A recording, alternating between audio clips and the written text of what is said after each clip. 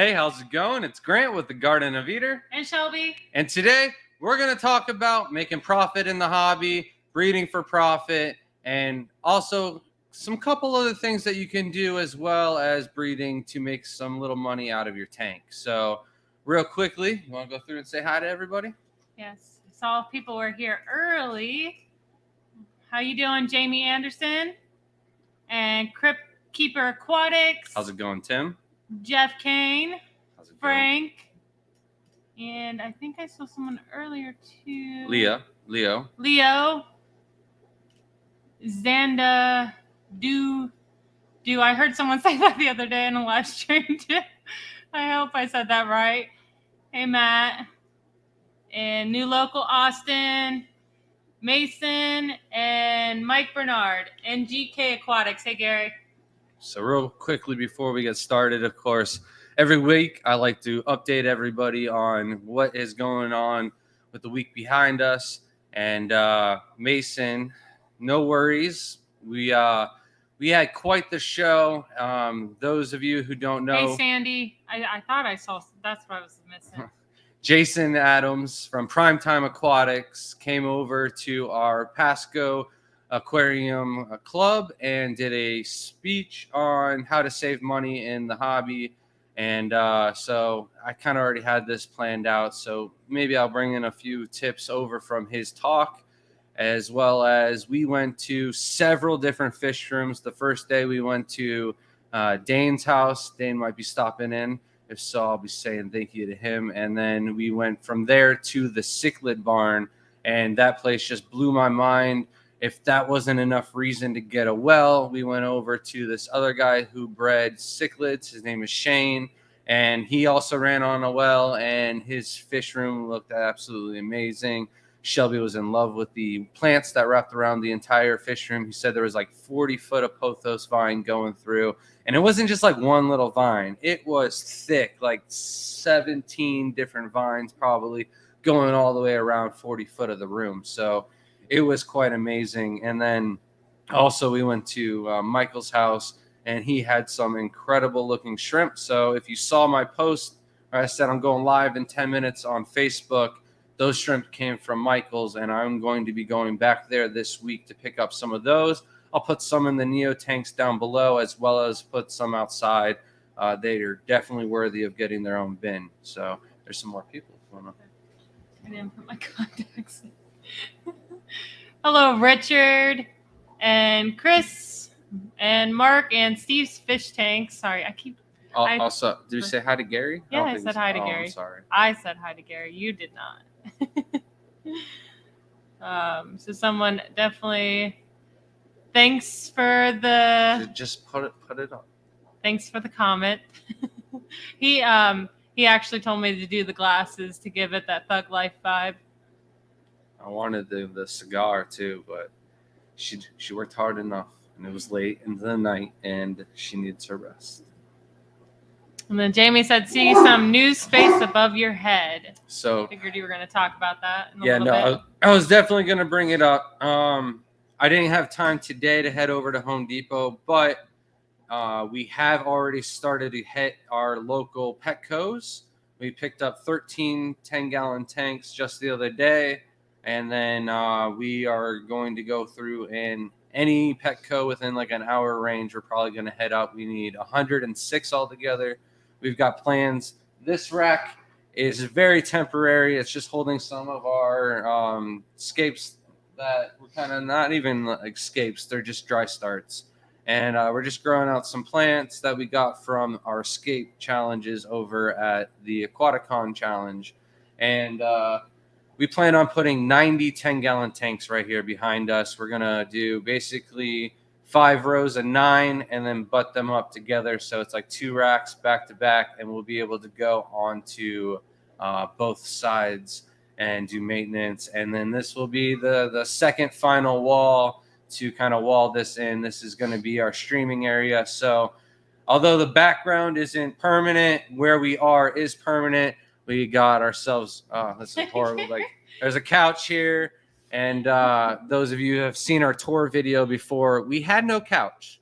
So there is a couch. There's a location for a couch, and we're going to be doing this rack, and then right after that rack, we're going to get rid of some of the other metal racks, and very big plans for outside as well. But there will be no slacking from here on out. For me, I have to dive in and tackle projects and keep up with water changes. And we've also gotten quite a bit of shrimp last week. A lot of more shrimp. golf days for you? No, still slack. golf days. That's rest. There's no slacking when you're resting. Slacking. The heat needs to turn off though. It was brutal today, and it probably wasn't even that bad Do you for want to me. answer some questions before we get too behind? Yeah, let's jump in. I think I missed some. Hold on. No, I don't think so. Yeah. You said hi to Mark. Hey, last meeting was great. Pasco Club has been trending up every month. Yes, it has. So it's really great to see our local clubs, and I'll be talking about local clubs, especially with regards to the meeting, the video topic for tonight. But yeah, we've been putting a lot of work into the Pasco Club, and not just like the people behind the scenes, people showing up, bringing bags, and then everybody, the audience. It's really nice to be able to pull 90 plus people for several months in a row. And then, being able to average like 400 to 500 bags every meeting, it really brings in a lot of money for the club. And that allows us to bring in these great speakers like Jason. All right. Oh, man, I should have put my contacts in. I can read them if you need me to. Okay. Just grabbed a 110-gallon tub and stocked it with guppies and cherry shrimp outside for the summer season. What scale do you guys think it's appropriate before you invest into it like a real opportunity? So this is kind of like where I was going. So if you're going to breed for profit and you want to make it your goal, it's how big of a goal you want to make it. And that's where it settles. Do you want it to be your main profit and what you make a living off of? Do you want to do that next week? Do you want to do that, 3 or 4 years down the road? But it's really up to you. For us, what we did was we started with one tank inside, and then it quickly developed into 3 tanks, and then it went into what we have 45 different species of shrimp, 55 tanks inside before we went ahead and went full into it to make it a career. But a real opportunity, it depends how much you want to make, but 110-gallon tub, you can harvest quite a few hundred shrimp off of that a month, especially during the summer seasons. I'm not sure where you live outdoors, but if you can put a heater or something to keep the tank from freezing over during the winter, you could get breeding out of them all year round, not just during the summertime. Right. So, and and the greatest thing is you're going to be in the summertime, so you can literally in like 2-3 months, you'll be able to get babies from those cherries that you throw outside, and you can use those to invest back in it. Any babies that you sell, just put the money right back into it. You don't have to invest a lot of money. That's what I was trying to say. I beat you to it. It's at least going to fund your hobby. At least make sure you're culling and get those really good red cherries, and it will definitely pay for the hobby or pay for more fish. Hello, Victor, and Amazon Research Center. How's it going, Dr. Amazing? I don't know if I said Dr. Awesome. Jesus, how did I mess that one up? Hello, Richard and Alan. Also, Misfit Reptiles and Aquatics. At least know nice to see y'all. Your real name's Dr. Anthony. Goof everything up. Matt said the couch is so Shelby can take naps. I almost did, but I'm at that age where I can't hit the table. I'm at that age where it's instantly stiff after watching 20 minutes of movies with the kids. I was like, I gotta go to my real bed. And Alan said, we're fancy. New Local Austin, your efforts give me inspiration to continue to build and learn. That's what we're hoping. How are you going to skip over Gary got 10 tanks at Petco today? I'm going to go get my contacts. That's the kind of things we encourage around here. I mean, I wish I had some like celebrational fireworks to put over the screen because, yeah, that's the kind of encouragement we need around here. 10 more tanks. And then the greatest thing is now that Lucas Bretz has moved to Florida. He is actually a lot closer than we thought. He is only an hour and 30 minutes up north. He called me the other day and wanted to know what time our club meeting started at. It is 1 o'clock, by the way, Pasco County meeting, the second Saturday of every month. If you're local in Florida, I highly recommend going. We had over 100 people for our last meeting last week, and packed with great information and a lot of crazy insane fish at crazy insane prices. So yeah, so he calls me up and he's like, hey man, I'm gonna be getting tanks from here to here. And I'm like, yeah, no problem, dude, I'm gonna go from here to here. And he's like, yeah, I'll conquer the north and you conquer the south. And then he steps into my territory, but he knows I only want my 10-gallon tank. So he's been hitting up some of the other ones to get the 40s and higher. But yeah, no, we're helping each other out as I go, and I'm going to go hit a couple more stores tomorrow. And if any 40s can fit, I know I can fit a bunch of 10s inside the 40s. So I'll help him out as much as I can because he has moved down here and he's got to rebuild the empire. Matt said there's nothing wrong with naps. Remember that next time. I'm going to get that. I'm going to print that out and frame it. There's nothing wrong with naps if you can sleep through the storm. But it's the problem that I take naps and then I'm really cranky afterwards and won't get anything done. So Brandon mentioned a good topic. If you want to breed for profit, I wouldn't recommend pairing the guppies and shrimp. The guppies will definitely slow down your numbers. That is for sure. Heavily plant that pond if you absolutely have to have those guppies in it. It's on the list of things to talk about We'll too. get We're 12 minutes in and haven't even brought it up yet.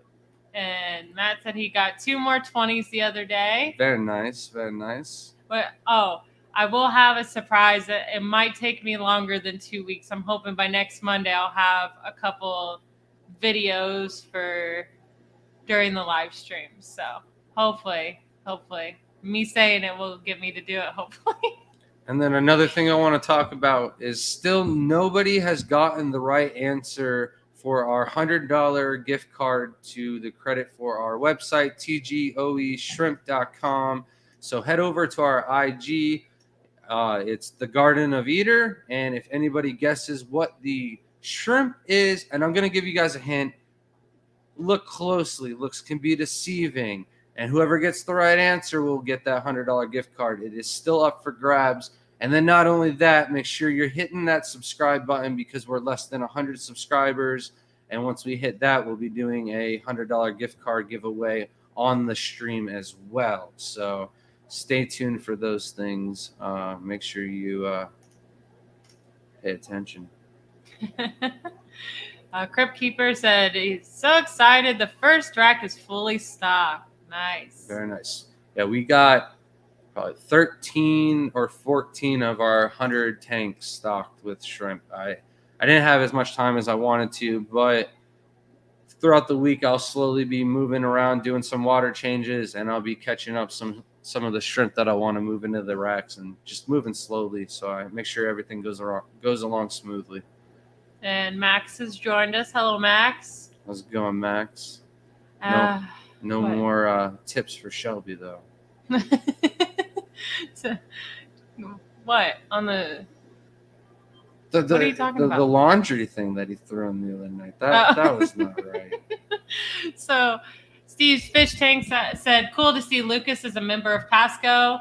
Definitely. I enjoy Sarah coming with them and their kid. He gets along with our kids pretty well. They're really cute. I got a picture of them on the couch the other day. Yeah, no, it's definitely nice to have somebody of that Excalibur wanting to be down here in Florida. Yeah, we'll definitely feed off of each other, that's for sure. Hopefully we can go help them out if they need some help. So the Watcher, hello, welcome, says, that's the best YouTube name, I'm sorry. What's the most profitable shrimp to breed? So we might as well jump right on into this, and then we'll answer some questions all along the way if you feel like anything is deemed. Let me just say this real quick. Yeah. All right, so go back to that. This? So Dr. Anthony, I would love to have you come talk to the club. It's actually on my list of things I wanted to do tomorrow. If I wasn't golfing today, you would have gotten a message. So I don't want you to think that you gave me the idea, because I already had the idea in mind. And I want to do something to where we can raise money for the research center at the same time. I'd like to do like a 10% off code to the website, and then also donate 10% of all of the sales for like the week up to your talk, so that way we could cut you a check and you can take that back with you. So it is going to happen, and you basically can just let me know whatever month you want to come down and do it. We don't have a speaker for next month. I don't know if that's too soon for you, but just whenever you're ready, let me know. How's it going, Tim? But I'm going to jump back to what's the most profitable shrimp to breed. All right. Gotcha. So I have at the very top of the list fire red cherries. I mean, by far, they are in the highest demand. If you go to any of the fish shows, they're probably the most sought out fish or shrimp to keep with fish or in tanks or for beginners. And because of that, and because it's like 90% of what new beginners, new shrimp keepers will start out with, everybody's going to want to come and get some red cherries. The nicer the quality, the higher in demand they're going to be. I can never even keep homebred painted fire reds in stock. I only usually sell the fire reds, and I tell people, hey, listen, majority of the female fire reds, as they grow up, they will become more mature and the pigment will become even thicker, and that's when they become the painted. There's not really too many painted juveniles or shrimp that we sell at that size. So what we do is encourage people to buy the fire reds, and at that point you're going to end up with some nice males, because we do give an unsexed mix out there, so people will get some nice males. And what happens is when you only go for painted fire reds, you won't get any males, because almost none of the males are painted. Maybe in 1,000 males you'll get one that qualifies as painted, but there's probably some gaps in its pigment still. Are there certain types of Caridina that breed quicker or slower than others? What types to avoid for profit?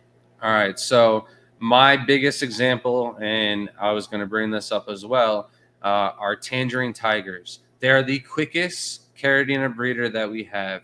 Yellow King Kongs, close second, but overall, Tangerine Tigers, they just mass produce at a way higher rate. We had a 10-gallon tank with maybe 4 buried females at any given point, only like 5 or 6 shrimp in the tank, just because we would sell at least 10 shrimp out of that tank every week, sometimes up to 30-40 shrimp per week, and we really never ran out of stock. So they're just so prolific. And the quite opposite, and they're pretty much the exact same shrimp, are the Aurora Blue Tigers. For me, they just breed super slow. For other people, they might breed a little bit faster. But in comparison to Tangerine Tigers, I just think that they're on a whole nother level. They'll breed faster than crystal shrimps. Crystal shrimp are another great one to breed. They're the very first Caridina shrimp that most people will start out with. And for that reason, they're in really high demand.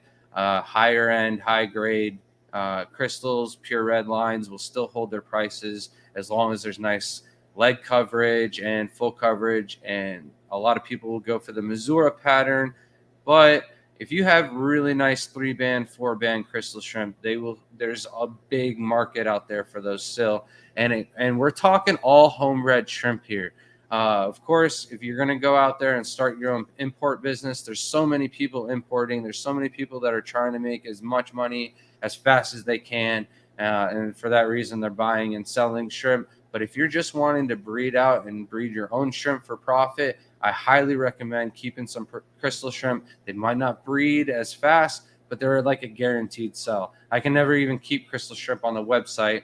And I think this is going to lead us into our next announcement. Did we get approved for the memberships? Mm-hmm. So can people buy memberships right now? Mm-hmm. All right. So I'm gonna make it set so that nobody's gonna even be able to buy certain types of shrimp unless you're a member. I'm gonna make that available for members first. So like when my crystal red shrimp, pure red line, and stuff like that come available, I'll offer them on the community tab for my members only, and let them know, hey, these are available. I'll give you guys like a week to get your hands on them before I post them up on the site, because I just haven't posted pure red lines on the website in well over a year and a half, maybe more than 2 years now. So there's certain types of shrimp like that I think would be available for members. And then we want to do a couple other things. I think like the $5 option. We're going to send you a sticker, and then every time we come out with a new sticker, we're going to go ahead and give those guys that sticker as well. So, and then a couple other different things planned out that hasn't been set in stone yet, so I don't want to talk about it. But I have measured the tanks though for the stickers. So okay, well, she is that. I'm on it.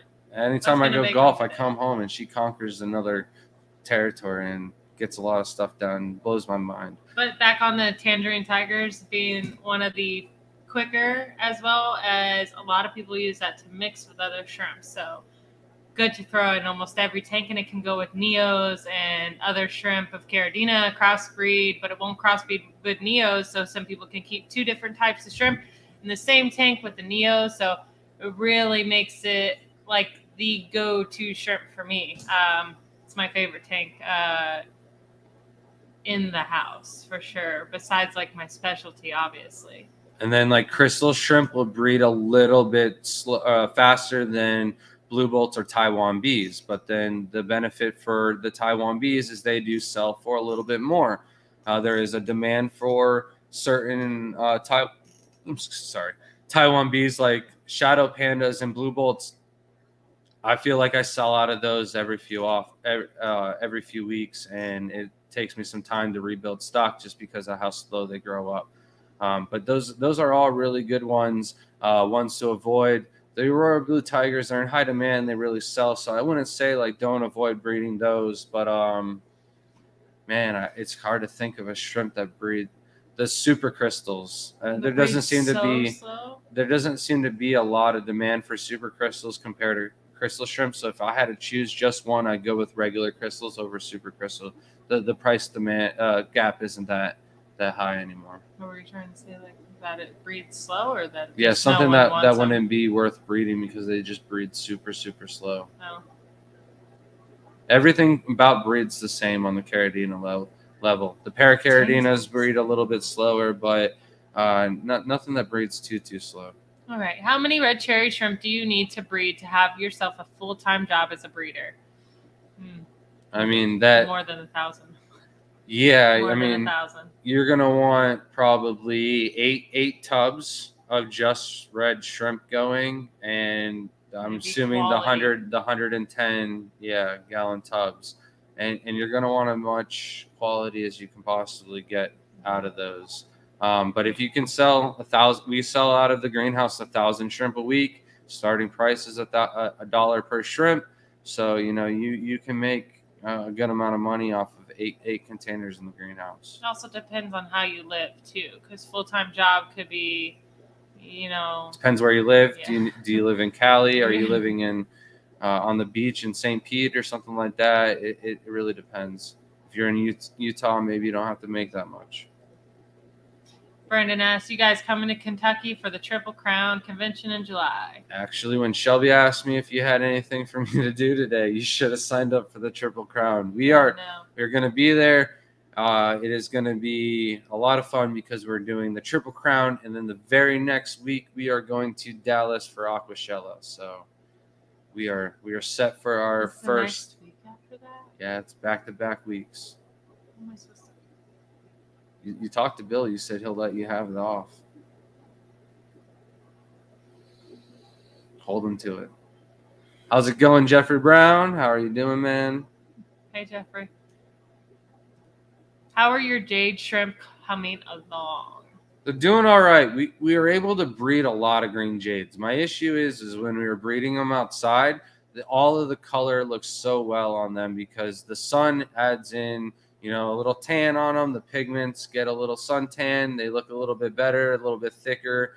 The colors and shell, they kind of just merge together, and you get more painted, higher end, nicer looking shrimp that way. So when you move them inside, kind of half of them look good, half of them don't. So now that they're all inside, I'm able to go through and select them, and I kind of just need a little bit more time to go through and move them into the proper tanks, and then I'll start offering some nicer green jades available. Alan said, I got the rimless 14-gallon for my shrimp tank. One of the build is Super Crystal Red Santa Colony. Do you have any of those, Grant? I just don't have. My issue was I culled out all of the non-Santa hats, and when I did that, I ended up with only one female, and because of how stressed she gets in a tank full of males, she doesn't have very many babies at a time. I got some off of Steven. I think we got one clutch of babies. So they just move so slow. I won't be having any of those anytime soon. I'm actually in the market for some of those. If somebody in the United States has a nice, good colony and wants to send me 20 to 30 juveniles, let me know the price, message me. I'm looking forward to it. How many shrimp does it take to become a pro breeder? I mean, professional. It's whenever you want to go pro. One of the things that I have listed on the list, if you want to do this for a living, you definitely want to go with either mass produce as many shrimp as you possibly can, or the other way to do it is to go for variety. I need to stop touching. I'm sorry. Mm-hmm. I'm looking at the list. But one of the reasons why we did so well at first, when we first started, I didn't have, as many shrimp as some of these farms or anything like that. But what I did have was the most types of homebred shrimp in the United States. And for that reason, when somebody was looking for a certain type of shrimp, my name got recommended a lot because there was a high chance that I had that shrimp or I was breeding with it. So the more the better. But you could be a professional breeder and just breed red cherry shrimp if you wanted. And then I was like, wow, I'm going to have to take you golfing and then a red chicken scratch. And I'm a great driver. But I mean off the tee, not golf cart driver. But when it comes to putting, my putting is horrible. I did sink 3 birdie putts today, so I'm quite happy with myself. Can't say I'm trash today. I feel like I'm missing something. Orange Eye Blue Tiger, is it that? I'm thinking it most profitable shrimp to breed is probably what they're asking. No, so if the Orange Eye Blue Tiger bred faster, for sure. I mean, you can sell very low grades for $10 a piece still. The higher end sell for upwards to $25 each, and the demand for them is so high. I have 4 tanks of the lower grades breeding. We have 2 tanks of the Royals and 2 tanks of the Black Tigers. And I have several tanks where I'm crossbreeding the orange eyes with different orange eyes, with different kinds of bee shrimp and whatnot. They are super, super cool, super nice to work with and cross. And I'll never be able to meet the demand. I swear I could have 16 55-gallon tanks of them breeding, and for wholesale and everything like that, so many people in the United States want these, and they're one of the shrimp that the importers that bring them in and stuff like that, the exporters, I should say, they charge still quite a lot of money for the tigers because the demand for them is so high in the other countries that not a lot of them make it over to the United States. So when we started to do this more seriously, I started to focus more on Neos, but at the same time, inside, I started to focus more on the tiger shrimp because too many people were importing the crystals, the Taiwan bees, and the galaxy shrimp that it just made it a lot more worth it for us to go heavy into the tiger shrimp, and it worked out really well for us. You can never go wrong with orange eyes. Steve's fish tank said, off topic, but where did you play and what did you shoot? I actually used to golf a lot. Don't know many people in the club that play. Oh, man. We played at a really nice golf course today. Probably the 3rd nicest golf course I've ever played in. We played my home course for school was Southern Hills. And then I played a course in Hawaii with my grandpa. but Lake Javita Golf and Country Club. It was really nice. If you have golf now, I suggest you get that. It was only like $64 with tax for us to play there. Range balls included, but beautiful facility. I'll be posting some pictures of it tonight. My PR before this was 43. And then today I shot 41 on the front nine and 49 on the back nine. So not only did I beat my PR for 9 holes, but I crushed my PR for 18. Before that, it was 85 was my best round. So I'm not a good golfer, short game, but I will crush a drive. As long as I can do that like 6 times on 9 holes, I do all right. Okay, can we start talking my language? I'm just kidding. He's in Peru until September. You didn't take us with you? No, and we didn't win the trip down there. So we've been wanting to go for years. We hear Bill talk about it every year, and we're both looking at each other like, when are we going to have time? No, it's something on our bucket list for sure, but hopefully you do another thing where you sell more raffle tickets for another trip down there. And then maybe when the kids start going to school, like older high school and stuff like that, we could deuces. go down there and do like a 2-month internship or something. That would be a lot of fun. Mm-hmm. Hello, Nano Aquarium guy. How's it going, man? Let's see. Axolotl, what is the pH for them, and what is good soil for them? Do you want to answer that? So I would suggest sand. A lot of people do bare bottom. Honestly, I've seen a lot of people bare bottom and constant water changes to keep it real nice, pristine, clean. We do sand because of because we like it and look at it. And the pH, I don't know. It's a lower pH. pH wants to be neutral, and your sand, you want to have it as fine and soft as you possibly can. You want to make sure that when you roll it around in your fingers that it doesn't cut up the stomach or anything like that. So, and then another thing you want to worry about, especially into these summer months, you want them a little bit on the cooler side. So if you don't have AC in the house, thinking about getting a chiller for them. All right, let's go ahead and do Max's thing. Membership does not show available as of right now. Dang it. All right. Well, thank you, Matt. Hopefully it'll come out soon. You gonna read it? No, I thought you were going to read it. I know it's off topic, but do you have any recommendations of places to stay for Aquashella Dallas? So I think soon the resort will be available to book your hotel, or is it already?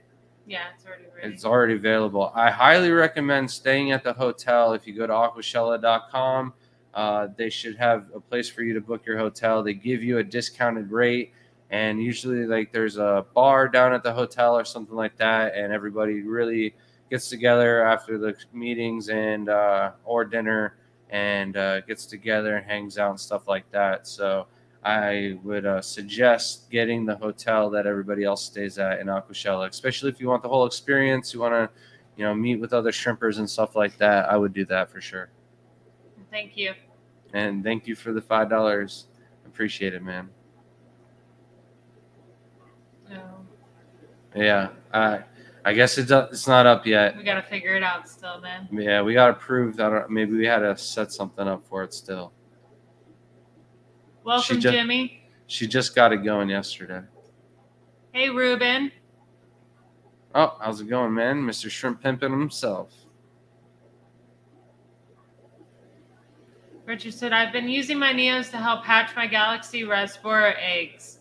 They are the best thing I've found to keep the eggs from fungusing. All right, so there is an issue with that. If you make sure your shrimp are well fed, they won't eat too many of the fresh eggs. However, if they're hungry, they're going to eat the fungus, nasty eggs first, but then they will start munching on some of your fresh and healthy eggs as well. Shelby had some blue rams lay some eggs in the tank, and none of them were fungused up, and the next day the shrimp ate all of the eggs. So might be something to keep an eye on, or make sure your shrimp are very well fed. Hello, Malcolm. I'm gonna try and see if you can't set the membership up, and then I'll I'll go through real quick. Can you just for a second? What? For a second.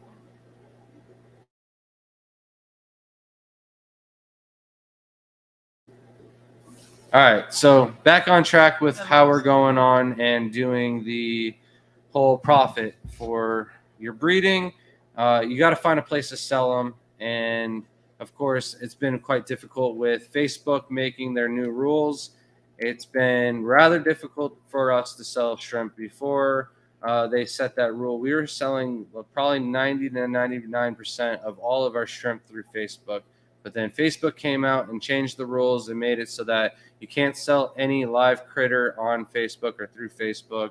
There are ways around it, but sadly, a majority of the groups out there have made it so there's just absolutely no selling at all, and you can't really blame them because the wrong person reports it, or more than one person reports it, and the group can get banned.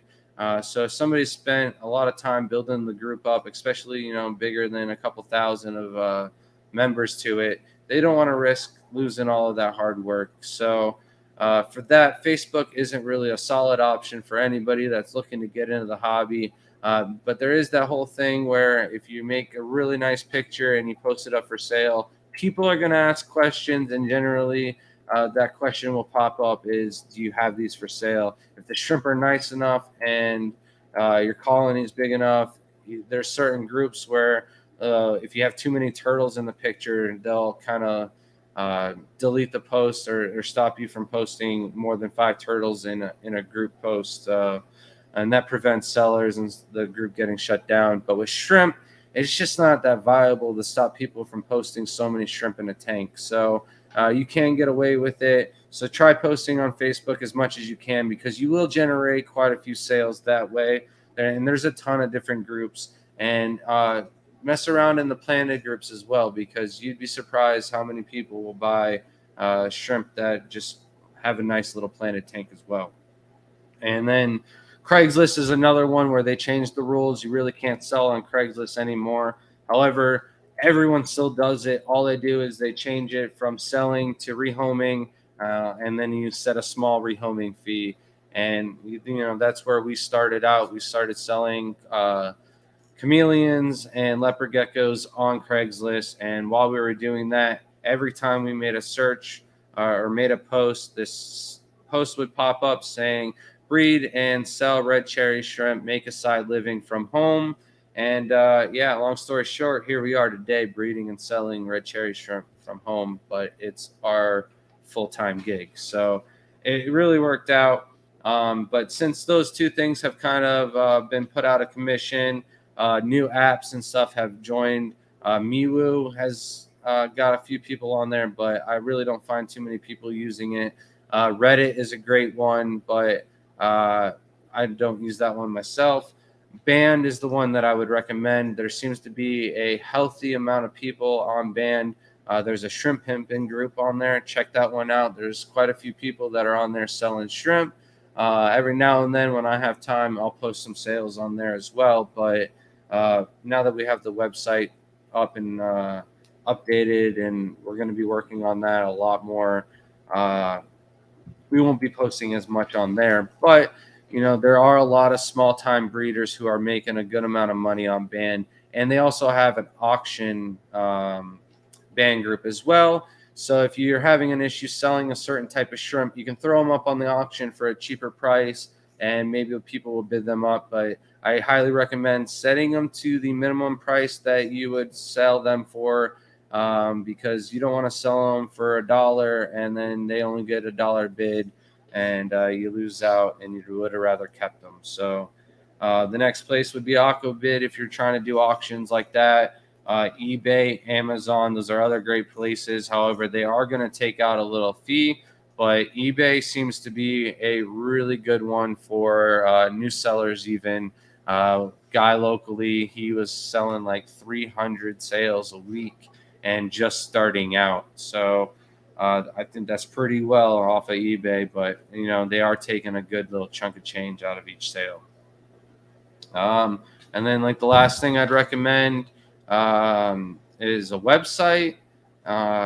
That's not going to be very feasible for a lot of people if you don't do the right advertising and get your website out there. Not a lot of people will know about that. Not the last thing. One more would be fish clubs. Check them out. Look up on Facebook or Craigslist or something like that. Ask around. Chances are you have a fish club in your area or a few. We've got like 6 of them within like 2 hours of us driving.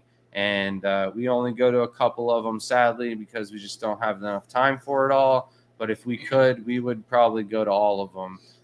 There's a lot of great deals. And not only that, but we bring quite a lot of our trimmings. Stuff that would maybe get thrown in the trash. We bag up, bring to the auctions. And a lot of times, like that pays for gas, pays for our meal while we're out there. And it's a really good way to make some side money on the hobby. But, then there's where to sell them. And then we talked a little bit about what type of shrimp to breed. But we talked about the red cherries. And then like the red cherries compared to like the orange. I'll probably sell 60 red cherries before I sell 1 orange. So like 600 red cherries before I sell 10 orange. There's just that much more demand for red. Orange will be really popular around Halloween, just like green will be really popular around St. Patty's Day. Red cherries will be super popular around Valentine's Day. Crystal reds will be super popular around Christmas time. That's just the way it is. So you'll get influxes with sales around those months. But blue dreams, yellows, crystal reds, orange eye blue tigers, tangerine tigers, blue bolts, green emeralds, and I'm sure there's a couple other ones, but anything super high end that's going to be expensive but really, really high quality. Not a lot of people have those, and you've always got people who are looking to up in the genes in their colonies. So you could make some good profit off of just selling high-end shrimp. It worked.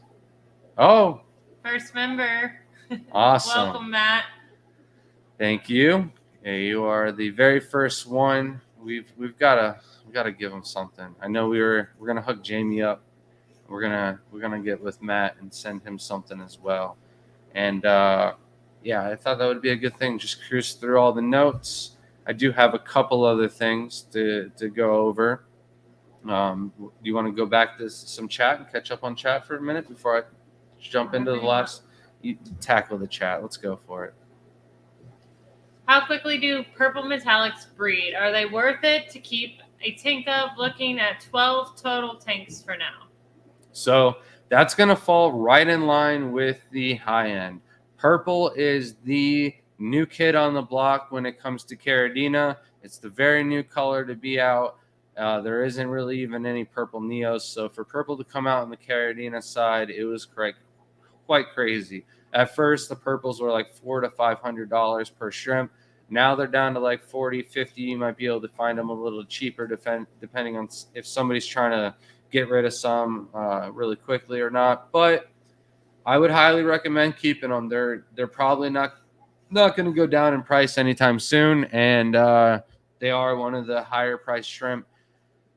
A lot of them will come out culls, but even culls for purples do all right as long as you have a nice breeding colony with a good picture. And the thing with purples is if you get juveniles, a lot of time as they age and mature, the purple will come through. So they're a great one, and they're definitely worth it for sure.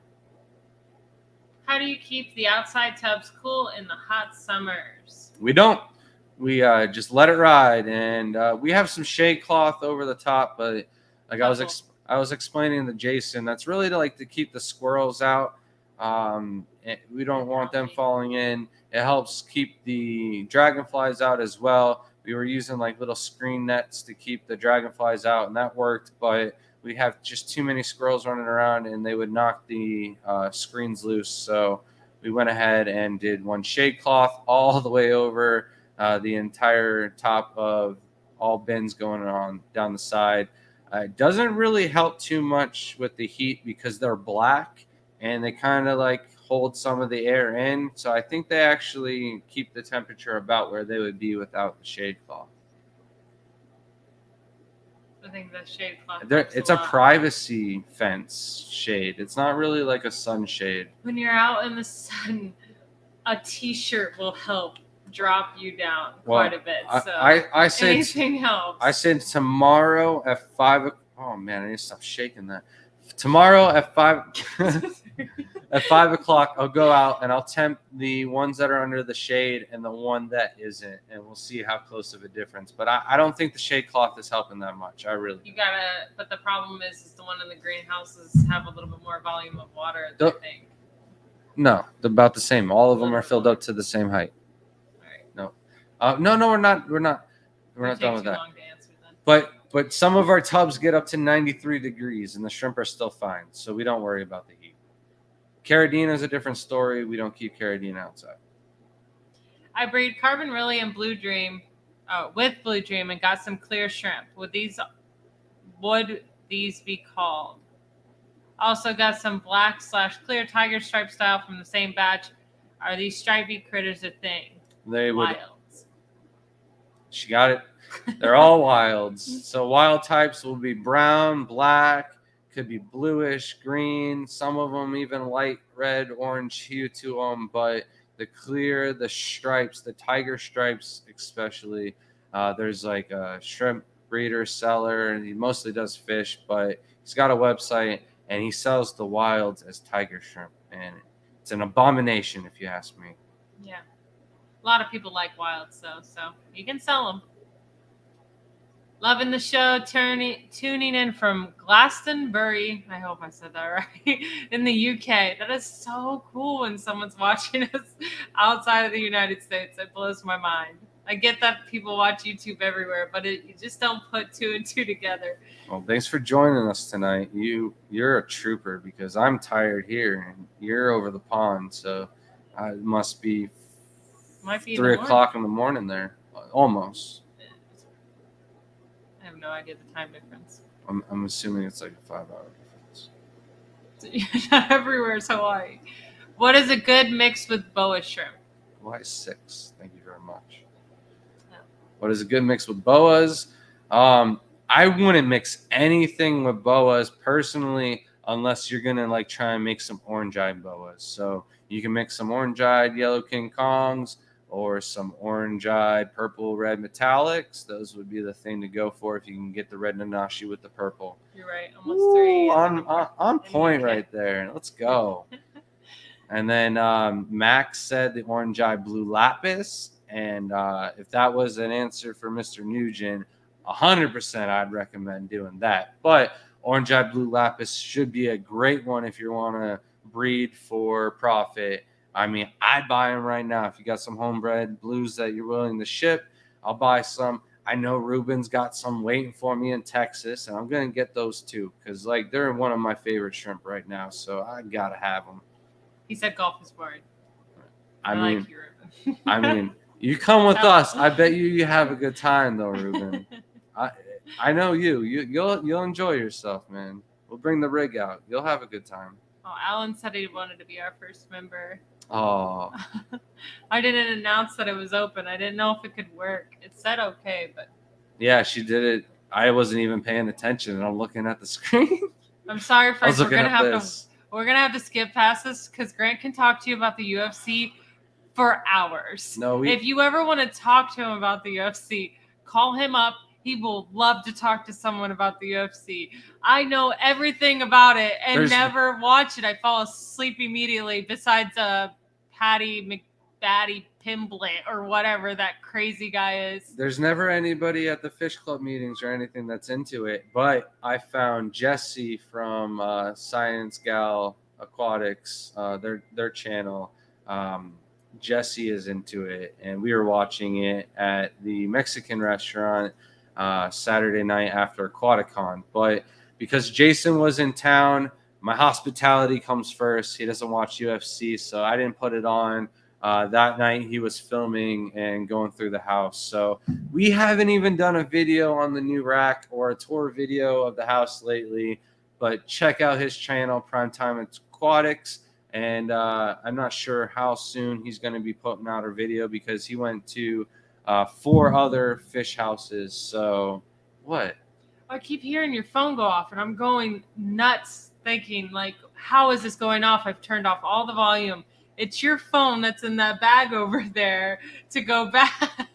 Oh. It's still going off. Oh, I broke my phone the day before Mother's Day, and we just took Shelby just took off all of the videos from because we've done several videos that needed to be edited and voiceovered and onto the channel, but we were so busy, not just with stuff from getting stuff ready for Jason, but just getting stuff into the tanks. We bought 4 types of Sulu SA shrimp last week and 5 types of Caradinas, and then I've also got to move some stuff around for some new shrimp inside, so it's been busy around here. Lots of water changes going on. All right, I'm going to skip forward because I want to thank all of these new members. I can't believe all of you are signing up. So, Jamie Anderson, thank you so much. I was hoping to have a video ready for every new member for. Oh yeah. Yeah, but I didn't. I'm a little slacking. I'll pay you back though.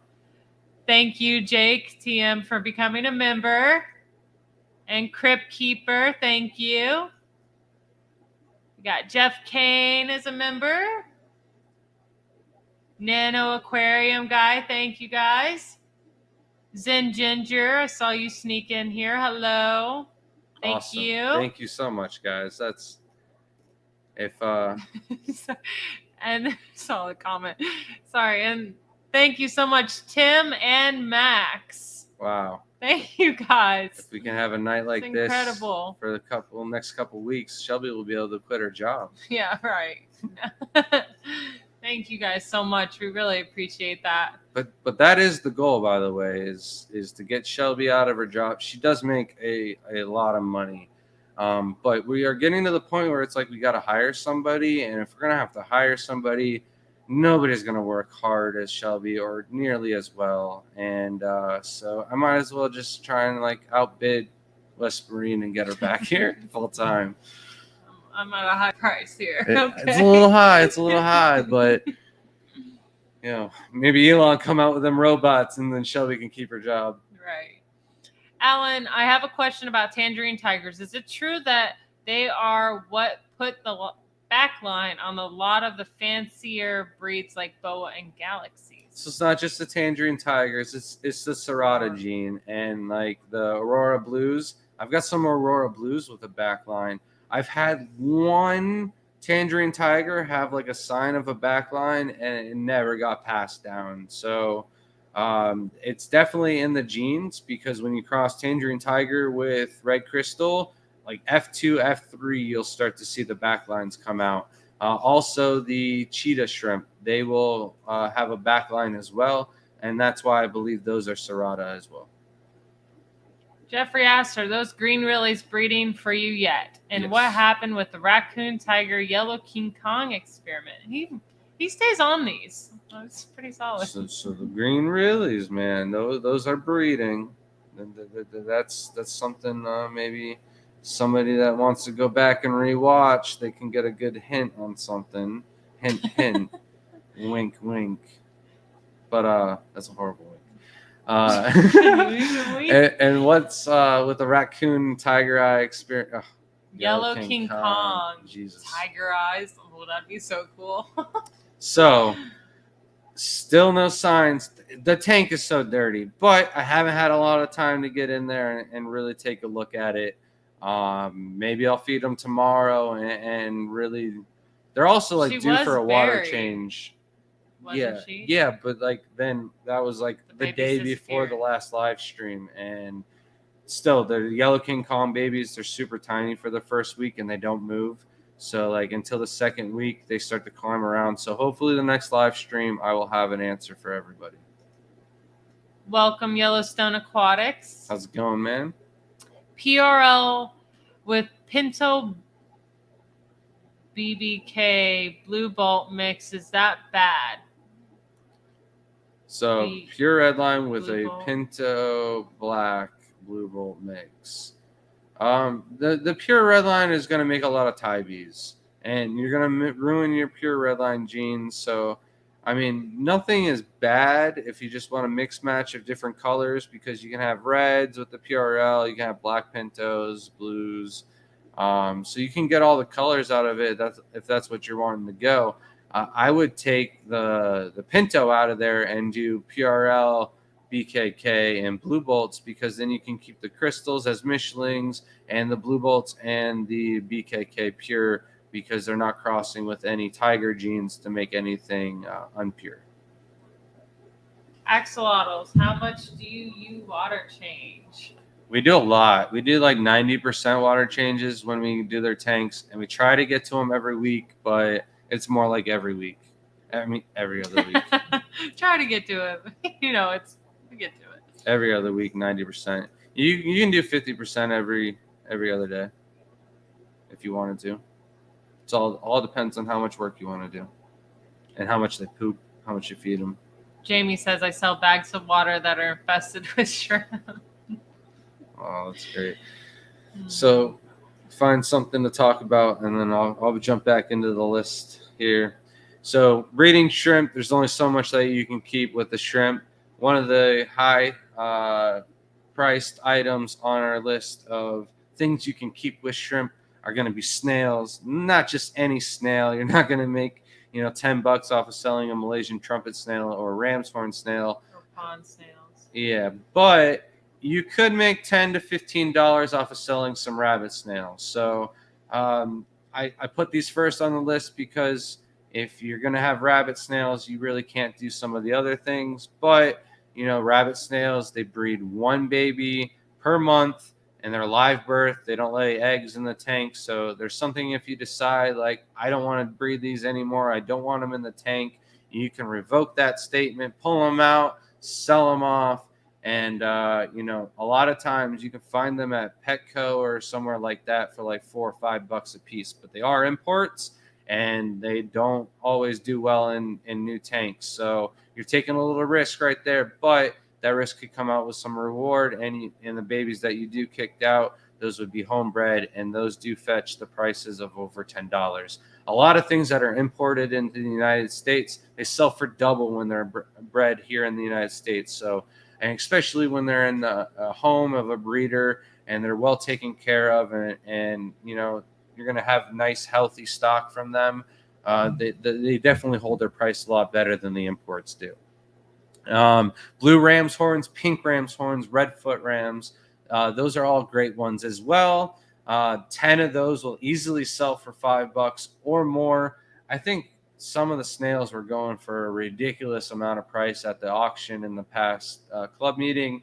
But average price is like $5 for 10 or 12 of those. The browns really don't sell it that much, maybe like 10 cents a piece. Same with the Malaysian trumpet snails. But if you're doing that work and hunting down the snails, charge what you want. We're not going to go in there and hunt a bunch of snails out of a tank for less than $5. So when we put them up on the website, we'll do like 10 to 12 Malaysian trumpet snails. And I'm not sure if we have the white mountain. I don't know. Chad, we had a buddy over at the house, and he was saying that we might have a special kind of Malaysian trumpet snail. And he gave us some of the horn Malaysian trumpet snails that we're trying to get breeding as well. It seems like breed a little bit slower, but because they're in a new tank, maybe they just don't have the food source to get going like some of the other ones are. The next thing is we've just added these to the list recently, are the aquatic isopods. We've been getting a lot of questions about those lately. And one of the main questions is can you keep them in Caridina parameters? And well, for over a week now, we've had some in the lowest of pH. We're talking 5 pH. They're running around the tank. They're doing their job. They're eating the little bits and pieces of plants that we threw in there that are kind of melting off on the new parameters. But these do not compete for food source like the shrimp do.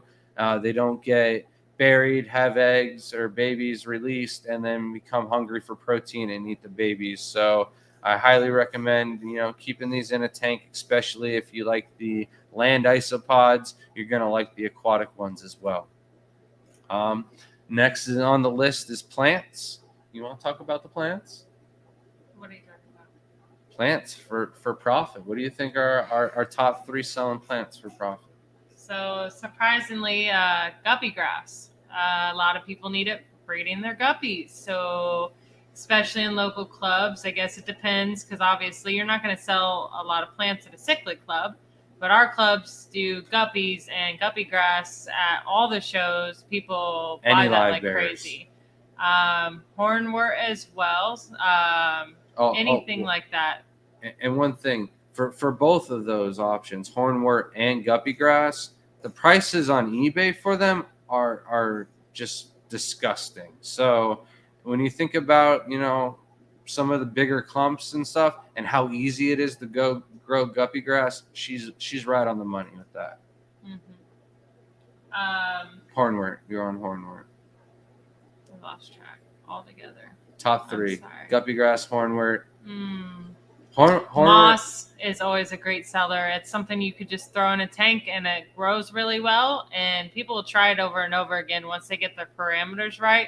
A lot of people add them in too early and sometimes have no luck with some of the moss, but if always keep trying with moss. It's cheap enough. That's the thing. Like, usually it's not too expensive and you can sell a ton of it, so it comes in handy. And there's so many different varieties. A lot of times when people have issues with the moss, they try like some of the harder, more rare types of moss. They do look cooler, but they don't do very well in new tanks sometimes. So for that reason, I highly recommend getting a nice Christmas moss, spiky moss, peacock.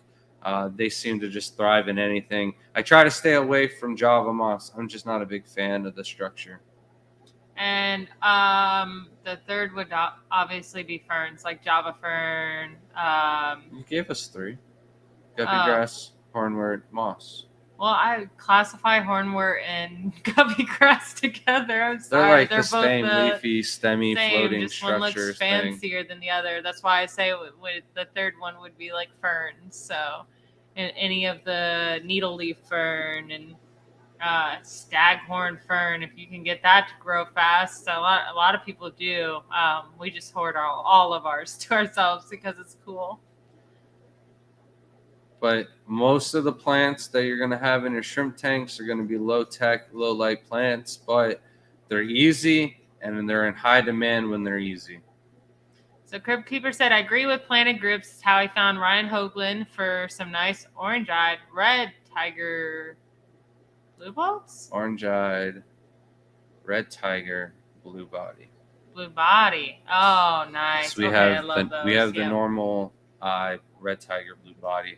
I've been obsessed with those. So Crypt Keeper was talking to me about those, and every time I cross something off the list, they are a shrimp on our list of shrimp that we want. However, if there's something on the list that we don't have, but I think I can make it easy enough, I'm gonna go ahead and try. And I think within just 2 crossings with the orange-eyed royal blue tigers and the red tigers with the blue bodies, I'll be able to get some orange-eyed red tiger blue body within 2 crosses. I have a tank tie cross F1 or F2 that has nice black stripes but orange body. How do I get the white to replace orange? Thanks. Enjoy the streams. All right. So your problem is the tang tie gene, the orange gene, is so dominant. It's such a strong trait, and it's so hard to get rid of. A lot of times I recommend whatever you use to cross the, it's a tang tie Taiwan. So I would highly recommend crossing the Taiwan B back into these crosses until you get the orange out. Or if you have enough of the next generations that don't have orange, cross those together. But you're going to want to remove any that have any orange, because the orange will come back and take over if you let any male or female go that has the orange on them. And we did have a couple new members as well. We got Robert and Brandon. Thank you so much for becoming a member. Thank you, Robert Bloomfield. And Brandon. Oh, and Brandon. But you didn't say Bloomfield, so I just sorry. threw the Bloomfield in. Yes, I'm sorry. Okay, now I lost my spot again. You find your spot. I'll jump in. So we got snails, isopods, and plants. Really the last thing that you can keep in a tank with shrimp is going to be fish. Oh, and back to snails. I missed the mystery snails. Those are going to be another great one. The magentas, the blues, those are going to be really good money bringer ins. It's a little hard to harvest the eggs and make sure that they're nice and humid. But if you're willing to do the work, it does pay out, and they do fetch $3 to $4 per snail, rather than 10 snails for $4 or $5. So it is worth doing the little extra work for them. But back to fish, like somebody else said, the whole guppy thing. Yeah, they are going to eat any of the babies that they possibly can. With shrimp, if it can fit in a fish's mouth, it will be food. Not just the babies, the adults as well. A lot of times, if an adult will molt, and the whole shrimp doesn't have to fit in the fish's mouth either. If half the tail can fit, the fish will take a bite out of the shrimp, take another bite, take another bite. When they just freshly molted, they are very squishy and soft, and very nice treats for the fish. So avoiding big guppies, big females, and stuff like that, but not saying you can't have it, because when we did a fish tour on Sunday, one of the guys had several different neotanks. He had the rainbows in one tank. He had Least Achilles fish in another tank. He had guppies in one tank. He had endlers in another, some small barbs in another, and he had shrimp breeding in every single tank.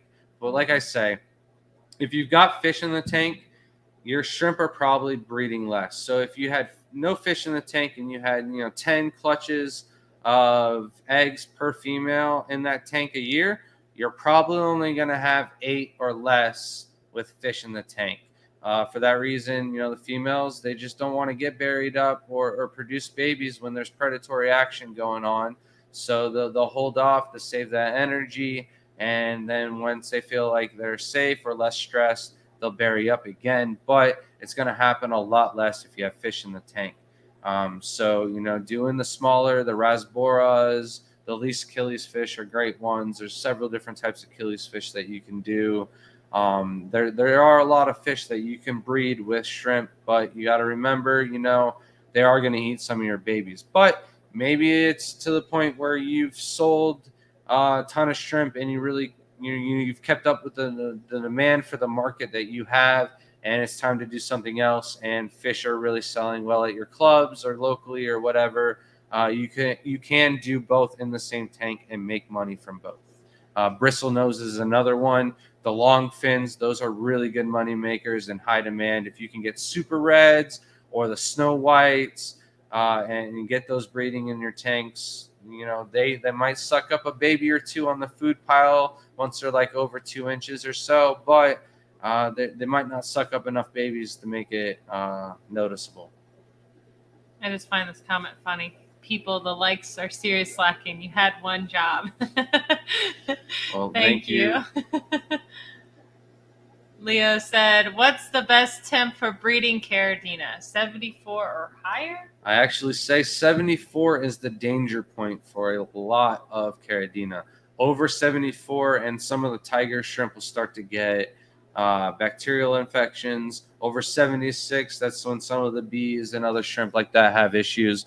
When the Hurricane Irma hit like 4 years ago, we lost power at 6 o'clock or 9 o'clock at night. We did not get power on until 6 o'clock the next day. So 21 hours, temperatures in the house got up to 84 degrees. And we did have issues in 5 of the tanks. But, lights came back on. Temperatures started to drop again over the night. And there wasn't really too long of a time period for a lot of issues in a lot of the tanks. But I highly recommend keeping them under 74 if possible. 70, 72 is prime temperature for all shrimp. I highly recommend it because they're going to live longer, have less issues with neos as well. You're still going to have a lot of breeding, but again, they won't breed nearly as quick or grow as fast, but you shouldn't have any issues. Right. Crypt Keeper says, I've got a dozen of mostly blue bolts, not quite blue bolt extreme yet. How many extremes would be a good number to add just to increase some of the offspring genetics? It really that's up to you. It depends how bad the blue bolts are. A lot of times, what happens is they might be stressed out in your water. Give them some time. Another thing is maybe your water is a little softer than what the breeder was breeding. Yeah, I feel that the pillows need to be adjusted too. But you can change that by bringing your GH up to 6. I find with a GH of 6, the blue bolts are much deeper in blue, and you can even go up to 8, and they should be, doing all right. But if 6 works, keep them at 6. But you can add 4 or 5 into the mix. How are you going to justify shipping if you have to, or if you can get just 2 males from a local breeder, maybe do that. But the more the merrier, and the easier it's going to make your job. But again, they're super moody, so give them some time. They might be really nice. Robert was late because he was making lots of shrimp food all day, just for you to go order it all. Yeah, she knows. I'm on it. I'll get on it tomorrow. We need some, like yesterday. We have plenty. Don't get me wrong. I'm one that likes to be overstocked on everything. So to be honest, you're not saving time trying to breed blue bolts to extreme blue bolts. If that's what you're after, start with extreme blue bolts. Is what Brandon suggests. Yeah, but at the same time, it is possible to breed up from any culls or lower grades to get high grades. It's work, and then at the end of the day, once you've completed your mission, you can take pride in knowing that you did the work, you put in the effort to make something a little bit nicer, and your end project, it will be yours. Purple shrimp is good to mix with anything else. Yeah, so like purples, if you want to add a bunch of pattern and stuff to them, like purple boas would be the next big thing. Shelby went all Hulk on it. It was what I was laughing about earlier when I shook the whole table. Oh. We're that far behind? Yeah. Jeez. Yes. You kept talking, and had a lot. We were going getting on. work done. We were tag teaming here. How's it going, Robert? Nice to see you. Hey, man. I forgot to bring you moss to the meeting, but you came to the house afterwards and you didn't grab any moss. Did you not see the tanks? Right. I can't do it with the decapitate me. Yeah, it's reverse mirror. So, but it's there. You had to grab it. Could have taken as much as you wanted, man. Caradina, I got you next weekend though, if you're gonna be there. Yeah, right. You need to write that down right now. So we're bringing moss. You can just take home whatever we don't sell. All right, Caradina, what is the high temperature you can have them? So I'm not sure the highest, but the highest I recommend is 74. Any higher than that, and you're asking for trouble. There is a breeder overseas who kept them at like 82 degrees and didn't have any issues, but at the same time, that guy wasn't bringing in any new shrimp. He didn't have any issues with cross-contamination. His shrimp were accustomed to that. And if he did have any issues in the beginning, survival of the fittest and the weak ones fell out. You're not first, you're last, Ricky Bobby. And that's how we live in this household. It's like our number one saying here. He says that when I don't get the ice cream. Like when I buy myself ice cream, he'll eat it all and he'll be like, if you ain't first, you're last. You're like, no. She expects ice cream to last in the house longer than a day. I'm home all day. There's nothing to do except to eat ice cream and do water changes. It's not my fault. So Crypt Keeper said he's the first Caradina level though, so there's that. Oh. I Very can't nice. tell the difference right now. That's so strange. I made these like little But shrimp and everything. Maybe because this is StreamYard, maybe it does it on YouTube on our side. channel. Yeah, that's cool. I hope this is so cool. Robert Bloomfield's a UFC nerd too. Bellator as well. I don't watch Cool. too much Bellator unless like I say that and then I'm like, oh, unless Yoel Romero fights, but he fought like last 2 Fridays ago or something like that, and I didn't even watch or look to see if he won. So I don't watch too much Bellator, but it was sad to see that MVP lost. I watch all of his highlights, so hopefully he can come back. Haven't watched MMA in about 8 years. Was really into it back then. Johnny. So I still feel like if I tried hard for like 2 years and practiced or trained, I could do any other sport besides UFC, and probably golf. That's why I still do golf. Pisses me off. What's the easiest non-neocaridina big profit shrimp you would recommend for a beginner breeder? What do you think the answer is? Sorry, I gotta read it again. Oh my What's god. the easiest non-neo, so caridina or Yeah. anything else? For a beginner, that's where it's a little bit more tricky. I would say Tangerine Tigers. Yeah, obviously. that was an easy one. It wasn't tricky. It was Tangerine Tigers all Well, day. I would say like the Opa Ula and Malawish, but that's not for a beginner. And it's not good for profit either. No. Tangerine Tigers sell all day because they're super hardy. You can keep them in neo parameters. You can keep them in caridina parameters. And they don't crossbreed with neos. So you can keep them in the exact same tank in most tap waters and won't have that issue with breeding mutts. See, I know why he got the couch is that if I get an answer wrong, I'm going to have to sleep on it. Just kidding. Oh. We got the couch because you asked and asked and asked and asked. I'm like, why do we need a couch? For like 10 years. We need room Don't for worry more about tanks. it. We could fit like 3 trash cans full of water right here. But Can't tell me no, this isn't awesome. we got a couch now. Hello, Chad. How's it going, man? Frank said #1 shrimp channel for 2022. Appreciate that.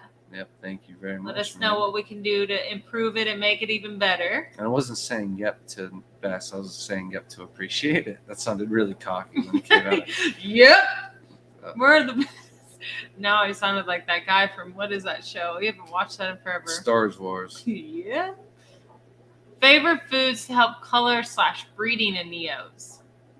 I'm not really one for trying to mimic color with foods. I'd rather go after color with the genetics and selective breeding. And if I do anything for color, it's throw them on black substrate.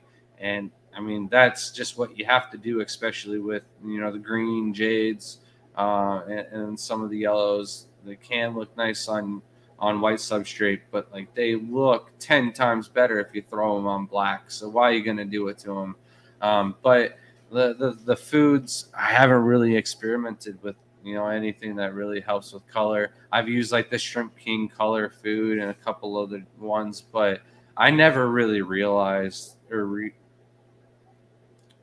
oh man. Notice the difference. Thank you. Yeah, for sure. You would have to feed it for quite some time to notice a difference. We have had foods that we had one of them that was a color one for a while. It was the Shrimp King color. No, there was another one. I thought it was Han's shrimp color or something. All I remember is Han used to have a but- red beet, and if you fed it There to we the go. snowballs, it would turn That's their what it insides was. like a little reddish pinkish. But That was the only time we noticed it was when the shrimp that weren't supposed to be that color were a different color. And we were like, what's going on? Can we breed these out? And then we were like, oh, it's the food. So that does not help when you're trying to breed for color. Because if you're feeding that and then you go sell that shrimp to someone else, they're not feeding it. They're going to be upset in a month when that shrimp does not look that color anymore. and since I know the Bloomfield, both Bloomfields might not be watching, but at least Robert's watching. Man, if you can mimic that food from Han, I would definitely like that, because especially like when the kids come by, for whatever reason, all the neighborhood kids come to this house.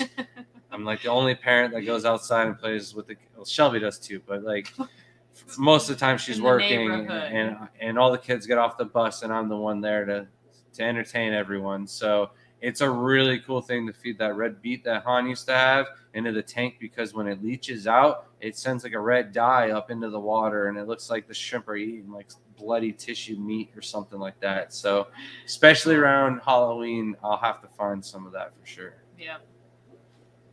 And I saw someone else came in. Scotty, the fish freak. Welcome. How's it going, I man? don't know if I've seen you before. I know I've seen him around, just not on our channel. Right. Welcome. Thanks, Frank, for telling people to smash that like button. Appreciate it. Did we do the difference? Nope, skipped right over it. I'm What are you terrible. I'm so doing? sorry. Can you explain the difference between the bee versus Taiwan bee versus Thai bee versus Tai bee and the others? I can, but we're gonna watch the viewer rate drop like 10 people. Let's get ready. All right, so How Bees- fast can you make this? bees are gonna be everything. They're gonna be crystal bees, Taiwan bees, Thai bees, Tai bees, and everything basically involved. A lot of hybrids are gonna be tigers bred with bees, and that's where you get Thai bee. Lost one. All right.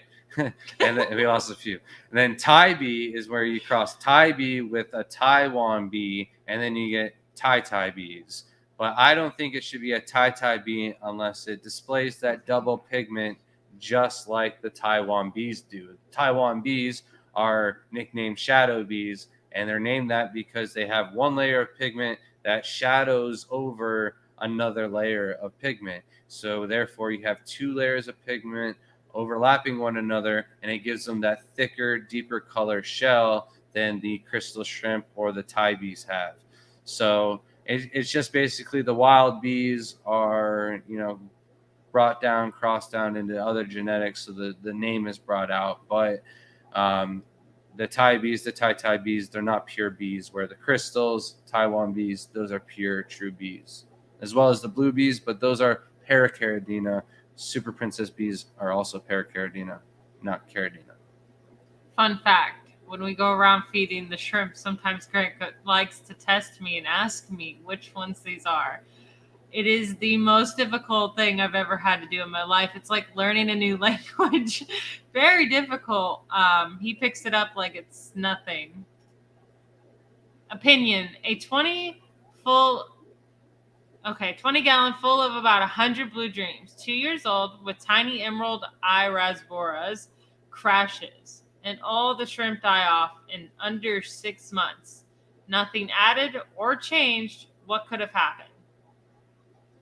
How often were you doing water changes? And 'Cause what there's a lot what do you have in the tank? Because if you have rocks that change the pH in the tank, like said someone else, that could happen real fast in a matter of 6 months. Why did you say it like that happened? The Sirius stone, For what tank? the one in the kitchen. I don't know what you're talking about. Rabbit snails grow so slow though. Yeah, no, they do grow very slow, but like at 1 month old, they still sell for $15 or 12 or 10. Depends what market you have for them. She said, I don't want to start, or he don't want to start until a new tank, until I figured out what I did wrong. We'll try to figure it out with you when we catch up in this chat. We're almost there. I've got a metallic purple from Shrimp and V. I was so psyched. Nice, man. You can breed them with any of your black Taiwan bees or black Tai bees to get more. Ruben said, on my dragon blood / crazy blue cross, do I take all the males out and leave the females and cross them back with male dragon blood?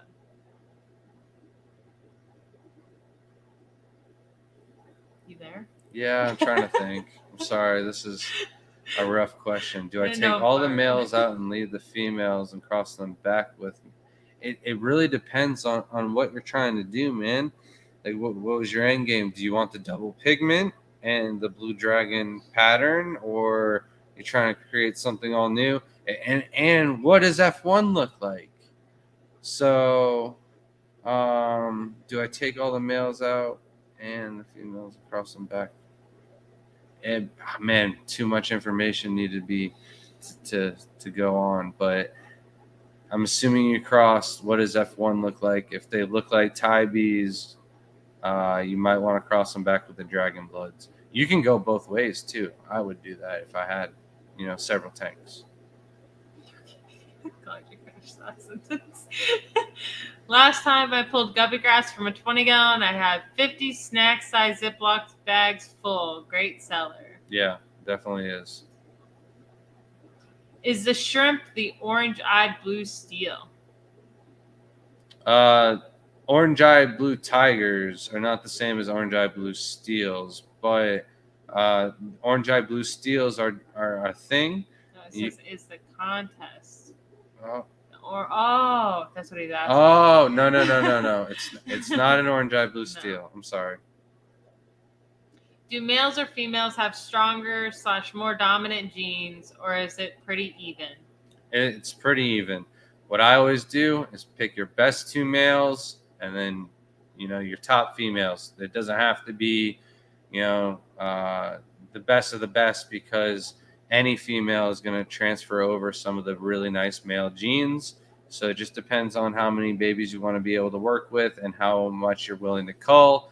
If you're willing to do the work, I would leave in a couple of ugly females. But if you don't want to do all that work, be very strict on culling and get rid of any female with any undesirable traits.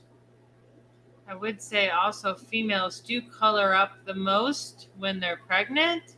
So it's kind of hard to even say it too, because normally they don't look that great. Especially Stardust, they'll be pink and purple when they're buried. Are there any shrimp that really look nice, but for whatever reason just don't sell very well? There's quite a few shrimp that look really nice that don't sell well, I think. Like the red steels. The red steels, they pop on any kind of aquascape or any kind of tank or anything like that. And they're only $3 or $4 a shrimp, and they're just not that in that high demand. They look pretty much just like a golden bee, but a higher grade golden bee. What else? Doesn't sell very well, but it looks really nice. Anything? I mean, to me, cheetahs don't sell that much. They sell okay, but they don't sell great. And I think they're one of the coolest shrimp that we have in the house. They have a really nice iridescent metallic shine, and surprising they don't. And the hybrids too, the cheetah hybrids, they're way more hardy than majority of the other Taibies on the market, and they throw a lot more reds than the Tang Tais do, and just as hardy, and they don't sell as well. Alan, I'm not sure how to sign up. Tell me, please. Can someone that knows these help? I don't. So there should be a little tab down on the right-hand side corner of the screen.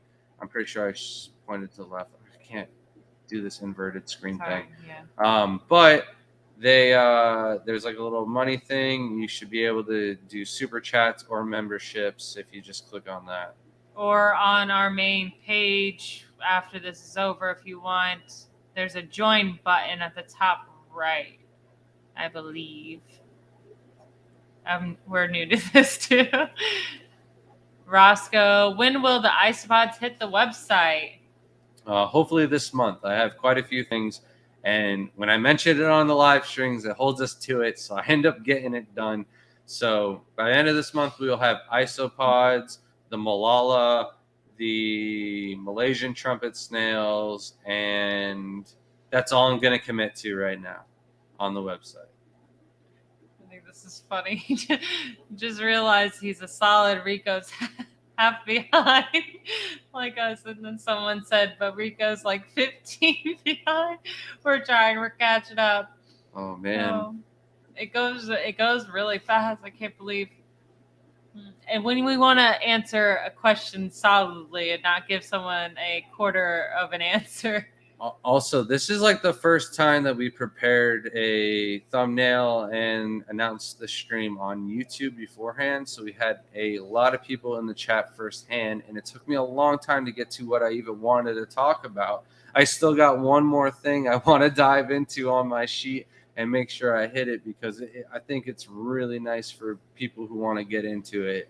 But yeah, no, we had a lot of people in and asking questions, and those are what makes the best streams. If you guys are interactive, you want to know something, that's the information that is the most valuable to y'all, and that's what does the best, and that's what we have the most fun doing. So if you guys have questions, the harder the better. Even if we lose 10, 15 people answering some Bees questions, I don't mind. It's what I like talking about. And if you want to talk about it, let's go back and forth. We'll get it done. And I want to help figure out Zen Ginger's tank. So that's why we're here. And Scotty said it's the first time here and loving it. I need to watch previous videos. I've missed a lot, I think. Yep. For sure. Thank you. Luckily, not that many because it took us quite a while to get our act together and start doing live streams. But we were doing like a video a week for a little over a year where we were trying to get this done. And it's paying off now.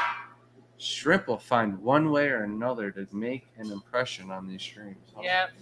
Ray said he forgot also and that we needed the couch for the live stream, dude. Yeah. Okay. He's making an appearance now. That was my hand. I'm going to have to go wash my hands. Thanks for the tip. I had heater controller set at 69 Fahrenheit for Neo and 75 for Caradinas. Just reset them. I would honestly get the heater out of the tank. I know that you're in Canada, but I'm not sure how low the house drops. But I mean, I would set it even lower than 69. You're going to have to get him out. I'm sorry, Shrimpert. He's just such a lovable guy, but he's so big, he shakes the ground when he sits down next to the computer. So, if your house doesn't get below 60, I want to keep a heater. Several people have had their Caradina tanks in the high 50s in the wintertime. Your breeding might fall a little bit, but I prefer that rather than a heater failure where your heater goes off and nukes and overheats the entire tank, or you rely on it and it's just off one day and your tank goes from 74 or wherever it was at all the way down to 50 overnight because it fell off. I'd rather it go down gradually with the season. So Alan said, gonna butcher this, azaxanthin, not even close. It's supposed to increase the color. You can actually buy it as a powder and mix it with Rapashi. Astaxanthin. That was closer. That was way closer. I don't feel like it was. Okay, we could waste so much time doing that. Yeah, but no, that's pretty cool. That's in a lot of different foods, and it'll help bring out the red. But I don't like to worry about it or to rely on it. I'm sorry. Thanks for joining us, Thomas. You said you're starting to get into fish. What types are you doing, and how's that project going? So, what'd you get this weekend? I got Killies fish. More Killies fish. Some Turkish Killies. And then we got some black mollies from Dane to throw out in the pool. We got some more swordtails to throw out in the pool. But we want to get some. We got GK Aquatics in the house. And we're going to work with him and get some dwarf rainbows as well as different kinds of Killies fish. Some guppies, and he has some other good things too that we want to keep. And then Shelby wants to work on a bunch of different things. I think we can get our Danios going. She's got some orange laser cories. We're probably going to work with the pygmy cories. Come on, and she's got the alien betas, and she's. What else do you want to work with? You named everything. Not you everything. Didn't even give me a chance to talk. Sorry. I do have black angelfish, solid black ones that I do want to breed as well. We've had them for quite some time. I really want our emperor gudgeons to breed. They're giving us the most difficult time. But yes, the aliens are going to be the next project. Once we get some of these tanks set up, there is some moving around of the fish because we have a lot of community tanks right now, and they need to all be split up and put in their right tanks and prime conditions that they should have. And we want to do some more bristlenose. We're at a couple breeders, and I think in the next 3 weeks or so, when our tanks are going to be ready, they will have some bristlenose available also. So we're going to do a bunch of long fins. Mm-hmm. And yes, the name and beat will turn your shrimp's insides pink and red. If you feed a lot, too much can turn the white pigments into pinkish hue over time, which is exactly what happened. I more want it just for the blood effect into the water column. Yeah, looks cool. So Zen Ginger said 10% water change about every 3 weeks. Oh. Never when I saw really buried females, though, and no rocks, 3 crypts, and a neurite. Oh, and some duckweed. I wonder if something built up over time. I would say so. Also, I have a feeling that maybe you moved the crypt or something like that in the substrate and might have stirred something up. But with that many shrimp in the tank and only doing 10% water changes every three weeks, I think you had some issues there, and it was just a ticking time bomb. With a 20-gallon tank, and that many shrimp in the tank, you're gonna want to do at least 10% every week. If not, 20 to 30% every other week. If I was doing water changes every 3 weeks, I'd be doing 50% at least. Did you have a lot of duckweed on top is what I want to know. That kind of has a clear sign of if you had a ton of it, you had some problems going on with the water. And if there's the nitrate or nyrate issue, we have issues with growing duckweeds in our tanks because our nits are so low. Nits can burn the gills of the shrimp, and if that happens, they won't be able to absorb any oxygen or breathe, and they can have issues molting also. So staying on top of your water changes, making sure your water is as pristine as possible will be a key, especially when breeding large colonies.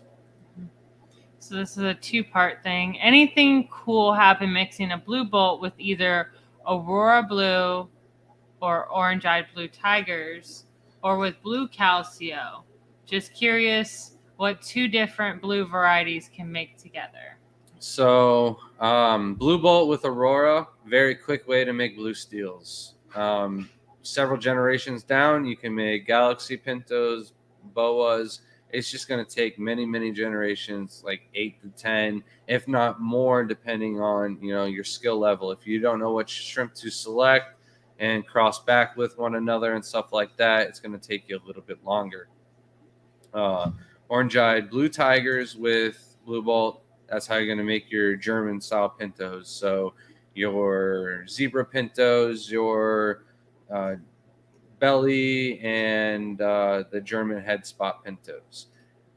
They're not going to have the back lines or anything like that you would get from the Serrata genes. So you can make those. But then, crossing back with orange-eyed blue tigers and F2, you can get the orange-eyed black King Kongs, the lapis, and other things like that. But it's going to take several generations of possibly crossing back with blue bolts on those with orange-eyed blue tigers, the offsprings that have orange eyes, in order to get the orange-eyed lapis. It's a very tough one.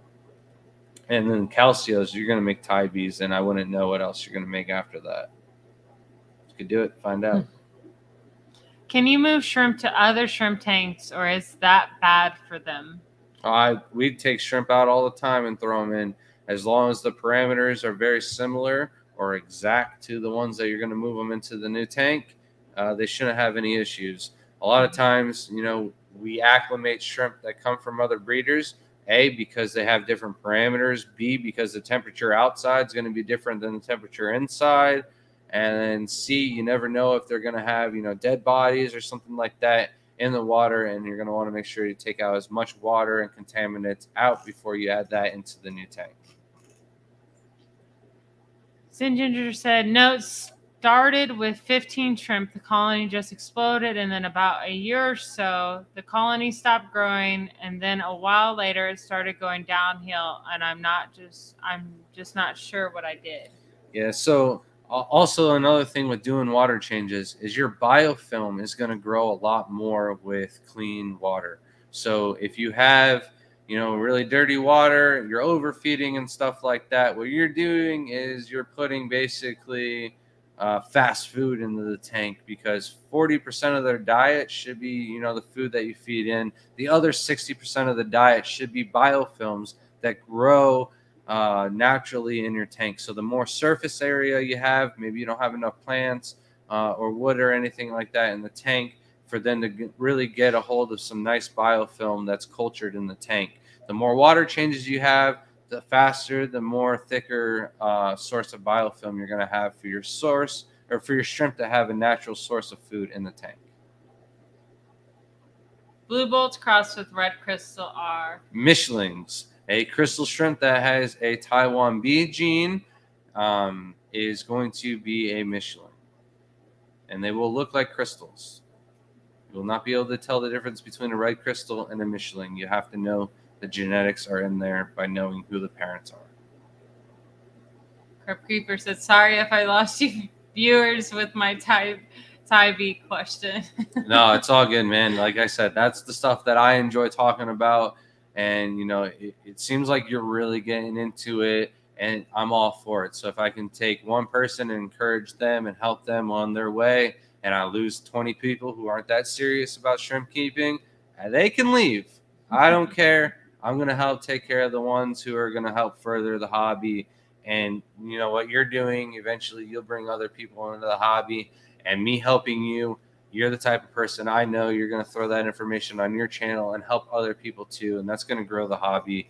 More shrimpers who are out there helping each other out, the better it's going to be. Will you stream again this week? So we will not be streaming on this channel. That's the last thing on the list to talk about, unless Chance has something going on and he's not able to run it on his channel. We will be on Chance Kramer's channel. It is Chance Kramer.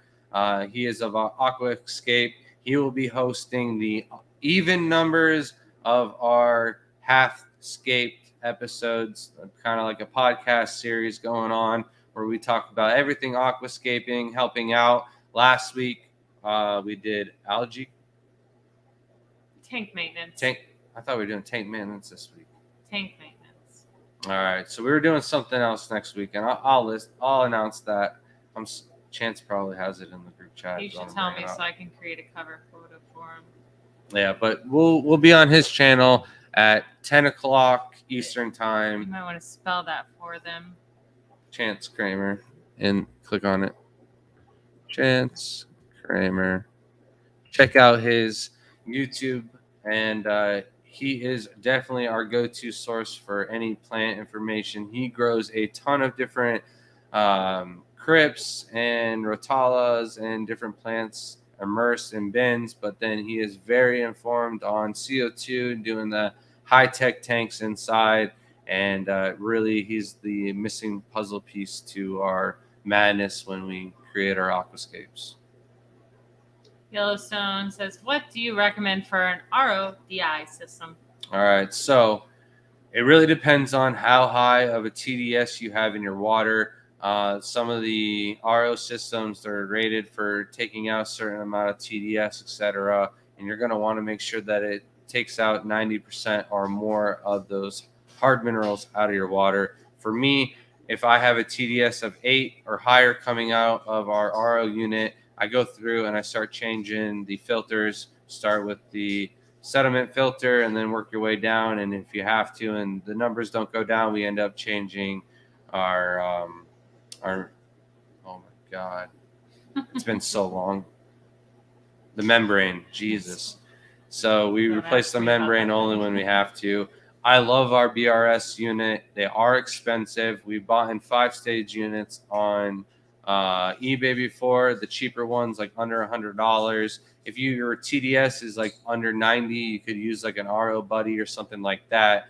But you get what you pay for, and those BRS units, they are really nice. I haven't even changed the membrane in our BRS unit for over a year. That's why I couldn't think of the name. It's been so long. And you can buy like a 75 gallon per hour unit and then just upgrade the membrane later on down the road. And if you have any questions or need any help with that, always comment down below and I'll help you out with that. But water pressure and stuff like that, you might not need a booster system. We don't use a booster pump on ours. It's just RO. And then we do have a DI at the end with a dual stage. But we used an RO unit for years without the DI attached to it as well. So it just depends on how hard your water comes out. But BRS is the way to go. Brandon said, hello. Are there any full-time jobs that are oriented towards the hobby? Maybe like shrimp research? Besides breeding yourself, I'm not sure of anything out there. I know there's like sales jobs and stuff like that, but not just like shrimp research, not for freshwater and not in the United States. It would be really cool if there was like some DNA sequencing going on, but I'm sure whoever is going to be doing that would also be doing, several different types of fish at the same time. Realistically, I think the only people that could do full time would probably be like Flip Aquatics, and that's if you live there, and want to work there, or say Brightwell or something Aquatic like Arts. that. Aquatic Arts has quite a big facility, but yeah, depending on where you live, you might not be able to do that. Here in Florida, you can go down to the docks and get a job on the shrimp boats. I mean, that's still in the hobby. You're catching shrimp all day. All night. Some sketchy people.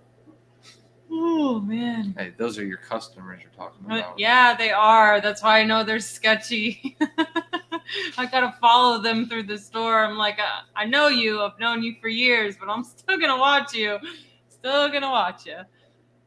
They get them 10-toe discounts with the boots. No 5-finger discounts. Boots are right in front of me all day. No one can walk out with them. I make it convenient for them to put them on and just walk out, but I watch them so they can't do it. This is smart thinking, smart retailing on that one. Jamie said, I hit 68 degrees Fahrenheit today, so I needed to turn on my air conditioning. 68 would be perfect here. Yeah, man. Oh. It's a different feeling there, though. It's probably really hot compared to what they normally are. We set our air conditioning to 68. And said, I need heaters. No. 68 is fine. You'd be surprised how cold they could take it. It's the hot that we worry about a little bit more because of infections, and yes, they will breed faster, but you're going to have a shorter lifespan for that shrimp, and that's just not going to work out in the long run.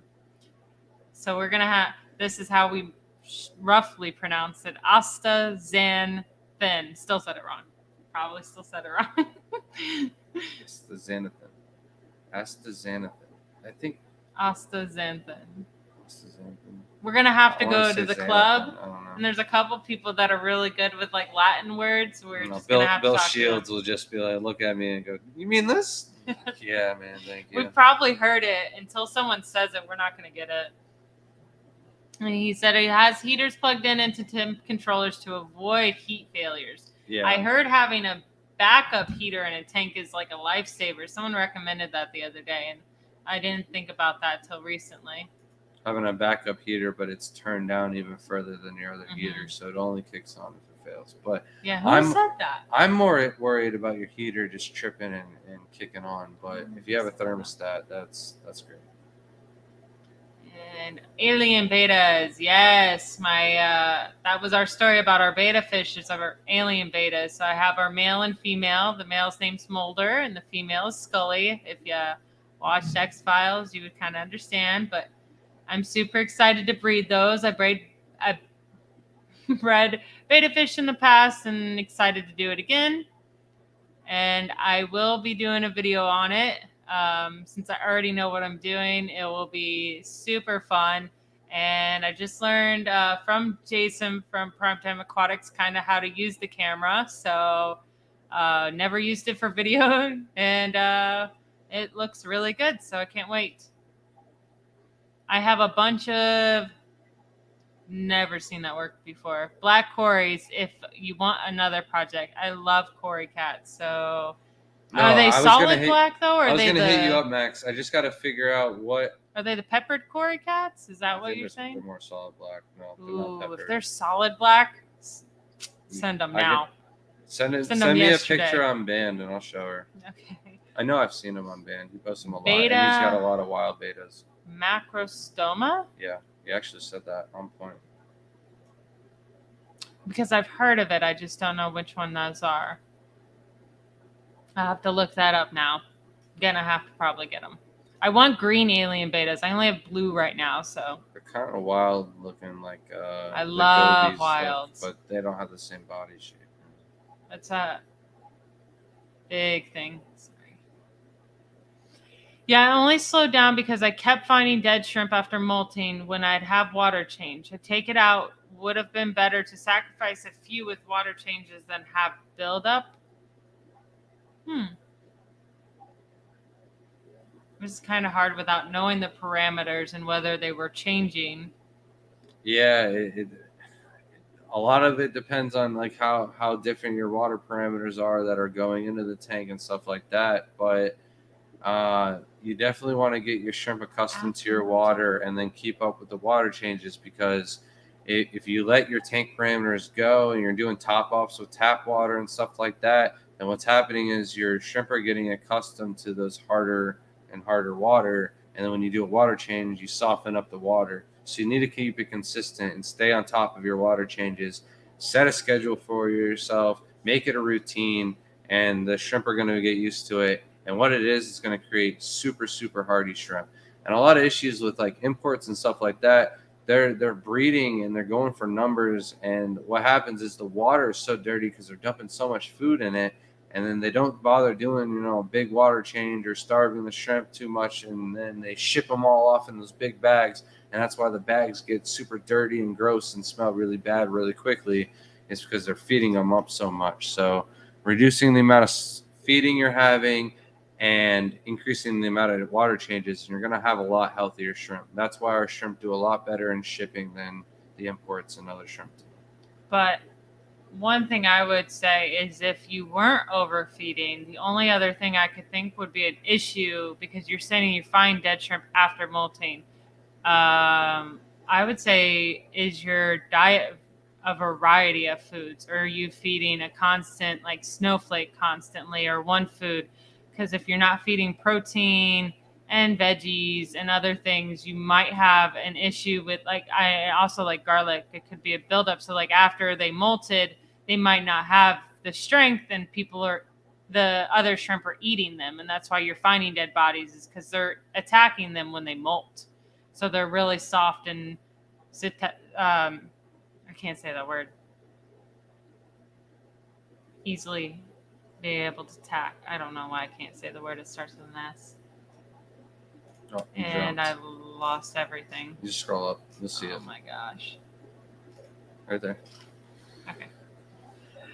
Do you cover your tank when it's hot? No AC.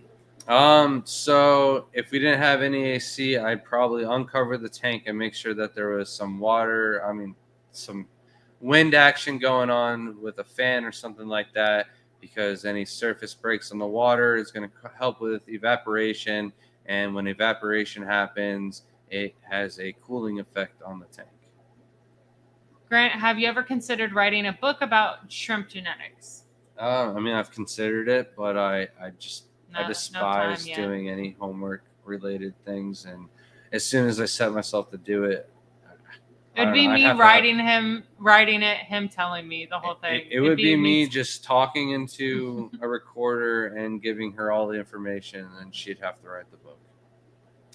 Do you do wholesale on the Neos? We do, but the issue is like we just barely meet the demand for some of our Neos with retail, so we don't offer a ton of different varieties of wholesale. We got like the tangerine tigers, the yellows, the blues, and stuff like that available quite often, but it's very, very rare when we have the blacks or anything else on the wholesale list.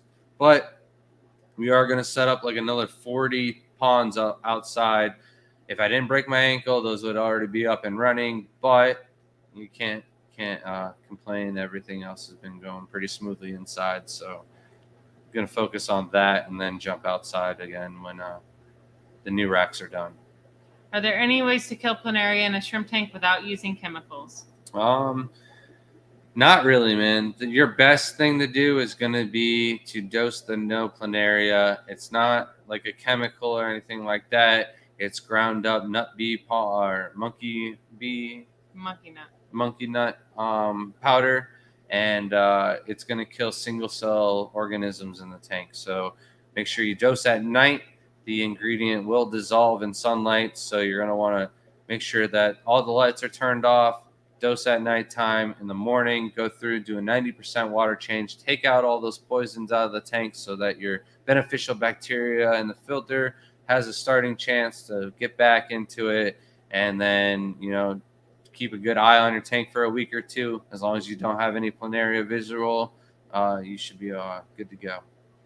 Are you doing any under EGF boxes in any of the new tanks? Nah.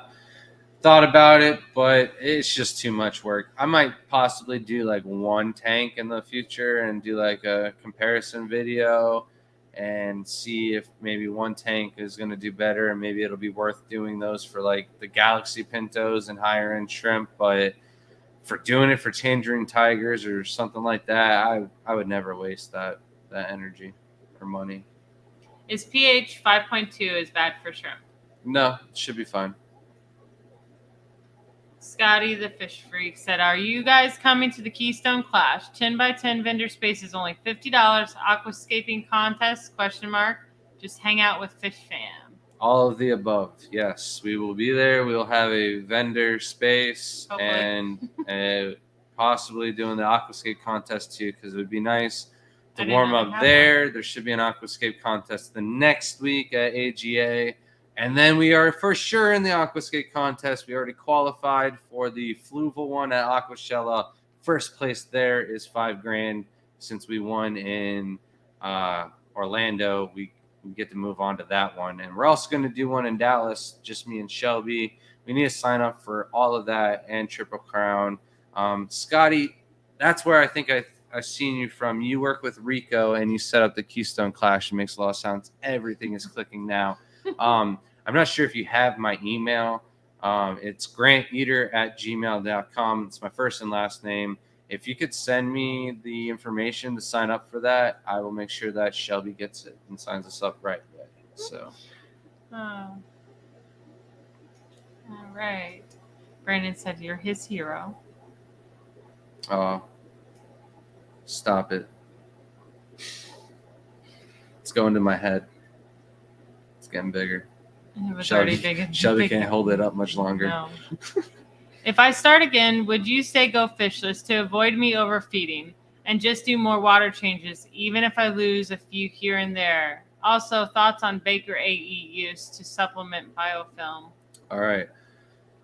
Great questions. So I would always recommend doing fishless no matter what if you're going to be worried about breeding shrimp in the population. But if you have to have fish, you can do it. It seems like you had quite a few numbers in the tank. But overfeeding, you could just feed the fish and then make sure that the water changes are going on, and it should help supplement the biofilm in there for the shrimp. I think it would be worth doing the water changes because depending on where you get your shrimp from, I mean, I do water changes on my shrimp religiously every 2 weeks, 50%, if not more, on the tubs outside. I like to go all the way down to the bottom of the sponge filters, and it's probably like 60% water changes on most of them. And I don't have any issues. Maybe you were forcing the molts with wrong temperatures or something like that. But again, just make sure that your water levels are consistent with the ones going into the tank, and there shouldn't be those molting issues or anything like that. Baker AE is a tricky one. You want to really underdose that one. A lot of people who dose Baker AE with the directions on the back will have a lot of issues because Baker AE is an oxygen absorber. It will suck oxygen right out of the water, because it is using that to feed the biofilm, and the biofilm is what needs that oxygen to grow and produce and mass its colony out. So definitely, if you're going to use Bakery AE, I only use a little tiny bit when we do water changes. What are you laughing at? Always something. You can find this stream on Chance Creamers. Why is that It's funny? auto-corrected. It's supposed to say Creamers, not Creamers. Oh. And then it gets better because he goes, "Don't."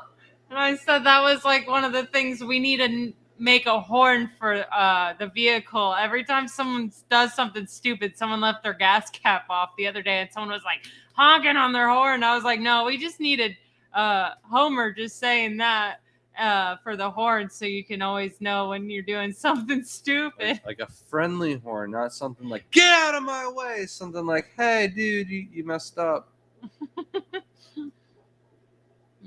He said, what a fail. I'm going to bed. I loved it.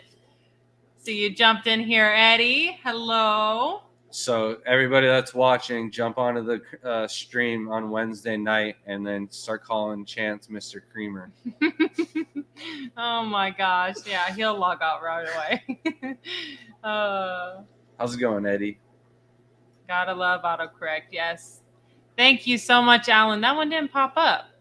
Thank you so much for becoming a member. Maybe it didn't. We just didn't notice. Maybe. I don't notice a lot. You're awfully busy. We're trying to catch up. We're over 2 hours, and we're not even at the bottom of the stream, so we need to start rapid firing these off.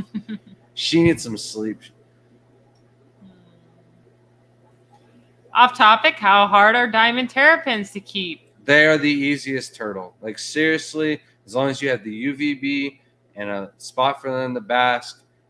I do not know why the sliders are such a popular turtle, because the diamondback terrapins are the friendliest. They have the biggest, best personalities, and not a lot of issues when it comes to keeping them. So they're not picky eaters or anything like that. They love snails. They love crawfish. They try to eat the shrimp. I don't think they're doing that well of a job, but and they do pretty well on Missouri pellets or koi food and stuff like that. So I highly recommend them if you're going to try and go for a turtle. Turtles are not the easiest pet to keep, but if you're going to go for a turtle, diamondback terrapins are the best. And if you don't want an ornate and you're looking to spend $500 or more on an ornate, if you don't want to spend that much, you can get a northern for around $150 to $200. I know they're not as cheap as the sliders, but they're so much cooler. You just got to have a lot of water. You cannot, a lot of people can do them in fish tanks, but it's so much more work when you can do it in a pond, and it's not going to be as hard. You're doing bigger water changes, but like less work in the long run. And you can do like a 40-gallon breeder for like the first year, but like every year after that, you're going to want to double it until you're up to 1,000 gallons. When do you get to start making cool shrimp emojis for us? I will be working on that. That is something I'm going to be trying to do. She was having when I get a chance. Some fun trying to do some of them. Didn't get any of them done, but she's like, I want to spend like a whole day doing this. So she'll get on that. She's the creative, artsy one. So my RO buddy has been running 2+ years, and my TDS is 4 off the wall. Well, not bad, but I'm watching it close. Yeah, so if your tap water comes out really, really low TDS, you can get away with it. We have kind of liquid rock here in Florida. It's not that easy. Mm-hmm. Leo said, I have green alien beta named Greedo. I like it. The Badfish had a green one, but they didn't have a female. So I went with the blue ones instead so that I could have a pair. But greens are the next ones I'm looking for sure. The green was something that catches my eye more often. Brandon said, I agree with Grant. Heaters are a liability in shrimp-only tanks. I lost a whole colony of orange-eyed blue tigers when the heater wasn't really needed, got stuck on, and raised the temp to 90 plus. Yeah. Oh, and cooked them. This is a story that I hear all too often, not just with shrimp, but with fish, with corals, and a lot of things. And yeah, I knew they were the solid black ones. The controller prevents heaters from sticking on. If the separate thermostats read a high, then present temperature, the heater can't come on as it's plugged into the controller. Yeah. Chris said he's setting up some more shrimp tanks. When is your next sale? I don't know when the next holiday is running around. I want to say something's got to come in before 4th of July. I'm just not sure what it is. Memorial Day or Father's something? Day. Father's Day is after. June 19th. 4th of July, though. Oh my June, God, I'm July. so Wow. stupid right He's now. going to celebrate 4th of July before my birthday, apparently, this year. Messed up. He sent some pictures on Band. And thank you. Y'all enjoying this 2 hours of knowledge every week. In case you missed it, TGOE has enabled memberships. Consider enrolling, then support their work. Grant trying to hire Shelby full time. Just for $2 a month, you could help this poor individual make a life away from. I am full time, by the way, working for Grant. I have definitely clocked in more than 40 hours a week working for him. So I am full time here. It's just full time at home. So it's going to be even more hours for him. So realistically, it'd be working 2 full-time jobs for him. Fight the corporation, man. Instead of wasting the 40 plus hours that I work at corporate, I would be coming here. But I definitely do a lot of work when I'm way here. Too much. I'm like, Shelby, that's just not your responsibility. You do not need to be worried about that. And she makes it her responsibility. I know. You just don't like to displease people. And I really don't. You don't want to let anyone down. I understand. And then I'm mean now. I don't like it. All right. And in broadcast, I'm just kidding. Do Silhouette Amano or bamboo shrimp breed in the home aquarium? Silhouette shrimp will. Amano and bamboo, those are almost all wild caught. Amano can breed, like 1 out of 1,000,000 will survive somehow in fresh water, but chances are they're going to take a lot of work. You got to move them from fresh to brackish. You got to feed them special plankton, then move them back into the fresh. It's just too much work for like $3 or $4 shrimp. So nobody does it. And good night, Frank. He definitely left quite a while ago. about oh no, it wasn't that long ago. Sandy said, "Great stream, guys. I look forward to stream every week. Thanks. Thank you, Sandy. Thanks for joining us." Is supplementing bacteria good for a shrimp tank, and which type or brand and how often? So we use the Brightwell Bacter 7, right? Or Bacter 1? Florinbacter 1, Florinbacter 7. Okay. I was just missing a word. Yeah. All right, so we only dose when we cycle our tanks. There's several shrimp breeders out there who dose and keep bacteria going in their tank weekly. I just don't. Shrimp are such a low bioload that I just don't think it's needed. And especially now that we're going to be doing something different with our sponge filters. So make sure you pay attention to one of our future videos. Jason gave us a really good tip, and I think we're just going to run with it. Our shrimp are so hardy that I don't even think we'd have an issue, even if it was going to be doing what I thought it was going to be doing. But he assured us that it wasn't going to do it. So without saying anything else, we're going to try something, and I think it's going to really help out. But we don't dose any bacteria after the cycle. Thank you so much, Jamie. I appreciate asking people to hit that like button. Yeah, thank you, guys. Good night, Fish and Wall. Night, sorry, I didn't say hello. I didn't see you in there. How easy are Calcio Red Dragon shrimp to keep/breed? Would you recommend them for a beginner shrimp with a planted/skate tanks? They're not easy. They're one of the harder shrimps for us to get going. You can ask the Bloomfields. They'll tell you they're easy as possible, but we've tried like 2 times now to get solid colonies going, and I've sold some. Like I had my first colony going, and I sold like 20 to 30 of them, but they never just like took off. And eventually, I cull too heavily, and I just end up with a wrong ratio of male to female, and they don't breed as much as I like them to. But I'm sure Robert Bloomfield would go over there and tell you otherwise. He's the king of breeding the Calcios right now. And I'm not going to bring up this comment, but Zen Ginger, we really appreciate what you said. And if you ever need any help, we do Grant's on the phone constantly. Just message him if you have any questions about your tank, if anything's wrong. We'd definitely love to help out and do anything for our friends, people in the hobby, anyone who needs help with shrimp, anytime. And Chad had my back. It still can't say it. I tried again.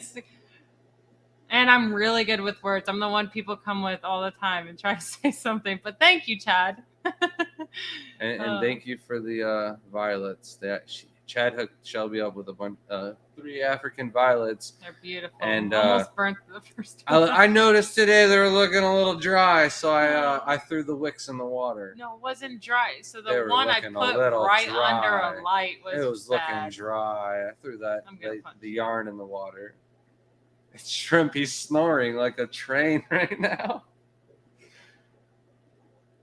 I don't know. Oh, I once meant to type fastest in the West and somehow corrected. Okay, no, sorry. Should have read that before I brought that one up. Oh, sometimes your word recognizes words you use a lot. A good source to get somewhat. The bar. I'm just kidding. The Calcios, I would go to Rob Bloomfield over did you at remember that? shrimpenvy.com. Calcio Red Dragon. You could also go there for all your shrimp food needs, since we don't sell shrimp food yet. But when we do, we will be carrying their line of shrimp foods for sure. First and foremost. We got to think of something more sturdy, because this thing is cool for the streams. It's like, oh, stop. It can go up, it can go down. So, but it shakes like no other, huh? Thank you so much, Crypt Keeper, for shouting that out. I didn't know there was a link. That's pretty cool. How are you not a mod? I really messed up with these mods. I thought you made him a mod. I did. Something's wrong. That's how he posted the link. He's a mod. Oh, okay. You can't post links unless they're a mod. Next one. What do I have numbers? You don't have to hit hide. You can just hit show in the next one. Oh, okay. Thank you so much. How's it going, James? So we are going to be doing quite a few things with James in the future. So look forward to a couple things. We might be on another channel here in the near future doing some fun things. Not so serious, but still very informative with James. I hope you're saying fun as we're going to play some video games together. I don't care. We're going to leave Grant out if he doesn't want to. No, I'm talking about videos and stuff. But you said fun stuff. Memorial Day is this month, then Father's Day, then the 4th. You forgot my birthday? I was right about Memorial Day, wrong about 4th of July. And then, how long can you have wood and mossballs in a shrimp tank? Depends on the wood. I don't recommend putting the Mario mossballs in the tanks. They're just balled up Claudiophora, and what's going to end up happening is that Claudiophora is going to take off and spread, and it becomes spore bound and produces more offspring by sending up spores. And if you have an air filter, it'll come up through the bubbles and into your air in the room and travel from one tank to another. So if it's those, I highly recommend getting those out of the tank.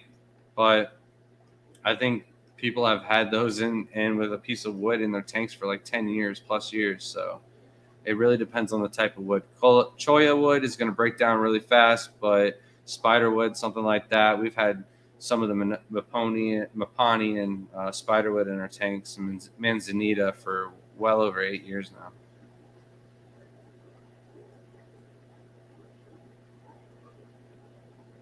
Yeah, we talked about that. You didn't have to click on it. I don't think you answered that. I'm getting, I know I'm getting tired. And Matt said Crypt is a mod. We got to go through this, so I'm just going to go through really quickly. Yeah. And Crypt, I checked the link and posted it. It took me to TGOE. I'm on a tablet. I can't get a link share either. Did someone say video games? Post Just again. gonna go straight I'll past check that it video right games. away. Strange, I No. don't know. I panicked, deleted when my page popped up, clicking the link again. The Zen Ginger's crying, laughing. Definitely did not want to self-promote. No worries at all, man. Matt, you're not a mod. I thought Matt was a mod. He is. He was one of the people I approved Shelby to No, go ahead. So I definitely did type it in, and it wouldn't let me make you a mod. I don't know how to do this stuff. I'm learning. I'm trying, but there is a few people that were definitely supposed to be on that list, and you're one of them, Matt. And DJ Owen, thank you for the $5 super chat. Thank I tried you. something different with my sponge filter in one of my tanks. I put a power head on it instead of using air. It's working very well. Nice. So I'm curious though. Oh, I mean, maybe I guess it's not maybe not a shrimp tank, but I'd be worried about a shrimp getting into that power head and going for a choppy ride. And then thank you, DJ, says the Zen Ginger. And then there's the membership for anybody that wants to join. And okay, phew. I think that's a good one because we are down to the end of the chat. It's well over 2 hours. I want to make sure that we got everyone's questions answered, but that is going to be it for the night. I did have like a whole little thing on, what you could do to get started on your own little breeding tank. So I'm going to run through that really quick. You can spend $10 on a tank, $13 or $3 on a sponge filter, $5 on a substrate, $20 on an air pump, $40 on shrimp, $10 on prime. That's a really short investment. After 3 months, you could easily make all of that money back off of just your first 2 sales of selling shrimp. So it's really not that expensive to get into. It's only $48 total. So that's for Neocaradinas for an extra $75. You can get an RO unit, $150 if you want to get fancy, and then like $20 for salts. But, both very, very similar. The only other thing you're going to do is you're going to spend an extra like $15 or so for substrates. But besides that, it's super easy to get started and setting up your own little Neocaridina or Caridina tank from home on the countertop or something like that. Shrimp are going to have babies every 30 days, around 30 eggs at a time. So depending on your survival rate and stuff like that, it's super easy to get started and, making a little bit of money. We gave you guys several different options on where you guys can offload those at. But if anybody has any questions or wants to get started, needs help shipping, we have videos on that as well. But feel free to comment down below and we'd be happy to help you out. Did you see anything else? Anything else? Wondering if you're making a Discord. Ever think about it? I've never even been to Discord. I know of it. Yeah. I know like Mark's got a nice Discord and stuff like that, but maybe one day. We're just so busy, man. It's another social media platform we've yet to conquer. Thank you. And also lots of good information. I know, I appreciate it. Thank you so much. At least someone's appreciating it. Always happy to see you, Matt. When you're here, I know it's valuable information for sure. You're everywhere where the good stuff is. I see him in every stream. Crypt Keeper says, have a good night, everyone. Don't forget to smash that like button on the way out. Thank you. Gary, it jumped. Why does it do that? Gary said, I'm still here, just lurking. Feed my fish room during live stream and really take my time to enjoy my fish and shrimp. It's always great. Jeff Kane said, thanks for the stream, guys. Scotty said, great stream. So good, kept me up for an hour after I wanted to go to sleep. Sorry about that, Scotty, but thanks for joining us, man. Much appreciated. Zen Ginger said, thanks, guys. Sandy became a member. Yay. Thank you. And thank you, everyone who became a member. I know Shelby said personal thank you to everybody out there, but I think the stream would have been a little bit longer if we both said thanks. So everybody that joined, thank you. And any future members, thank you as well. If you rewatched the whole stream to now, you guys are champs. Crypt Keeper said, does the stream have to end? I have 18 questions about tie-dye beads for you. We don't have 180 people on the stream to lose. So at the end of the night, it'll be me and negative you. Lonnie said, "Oh, hello, Lonnie. Didn't see you come in. Thanks for the stream, Shelby and Grant. Always learn from your streams. That's what we're always hoping to do." Thanks for joining us, Looney Tunes. But I think Hi and bye. Hulk Hogan. There's so many people. Thank you, everyone. It was a great stream, I read guys. them all. You guys really make this, worthwhile. And Shelby, I'll let you have the last words for the night. We really appreciate everyone. Words just don't want to come out my mouth now. Sorry. I'm getting really tired. Thank you, everyone, for watching. Hope we can always help you with your problems, and just keep on shrimping. ShrimpEnvy.com, though. Check them out for sure. And I think we have TGOE 10 discount or TGOE. If you go check out our shrimp food video with Shrimp Envy, there's a discount code in the end to get you guys a percentage off. I can't remember what it is. Words are hard. They are. All right. Have a good night, everyone. Thank you. You guys say the last words. I give them to you. Good night.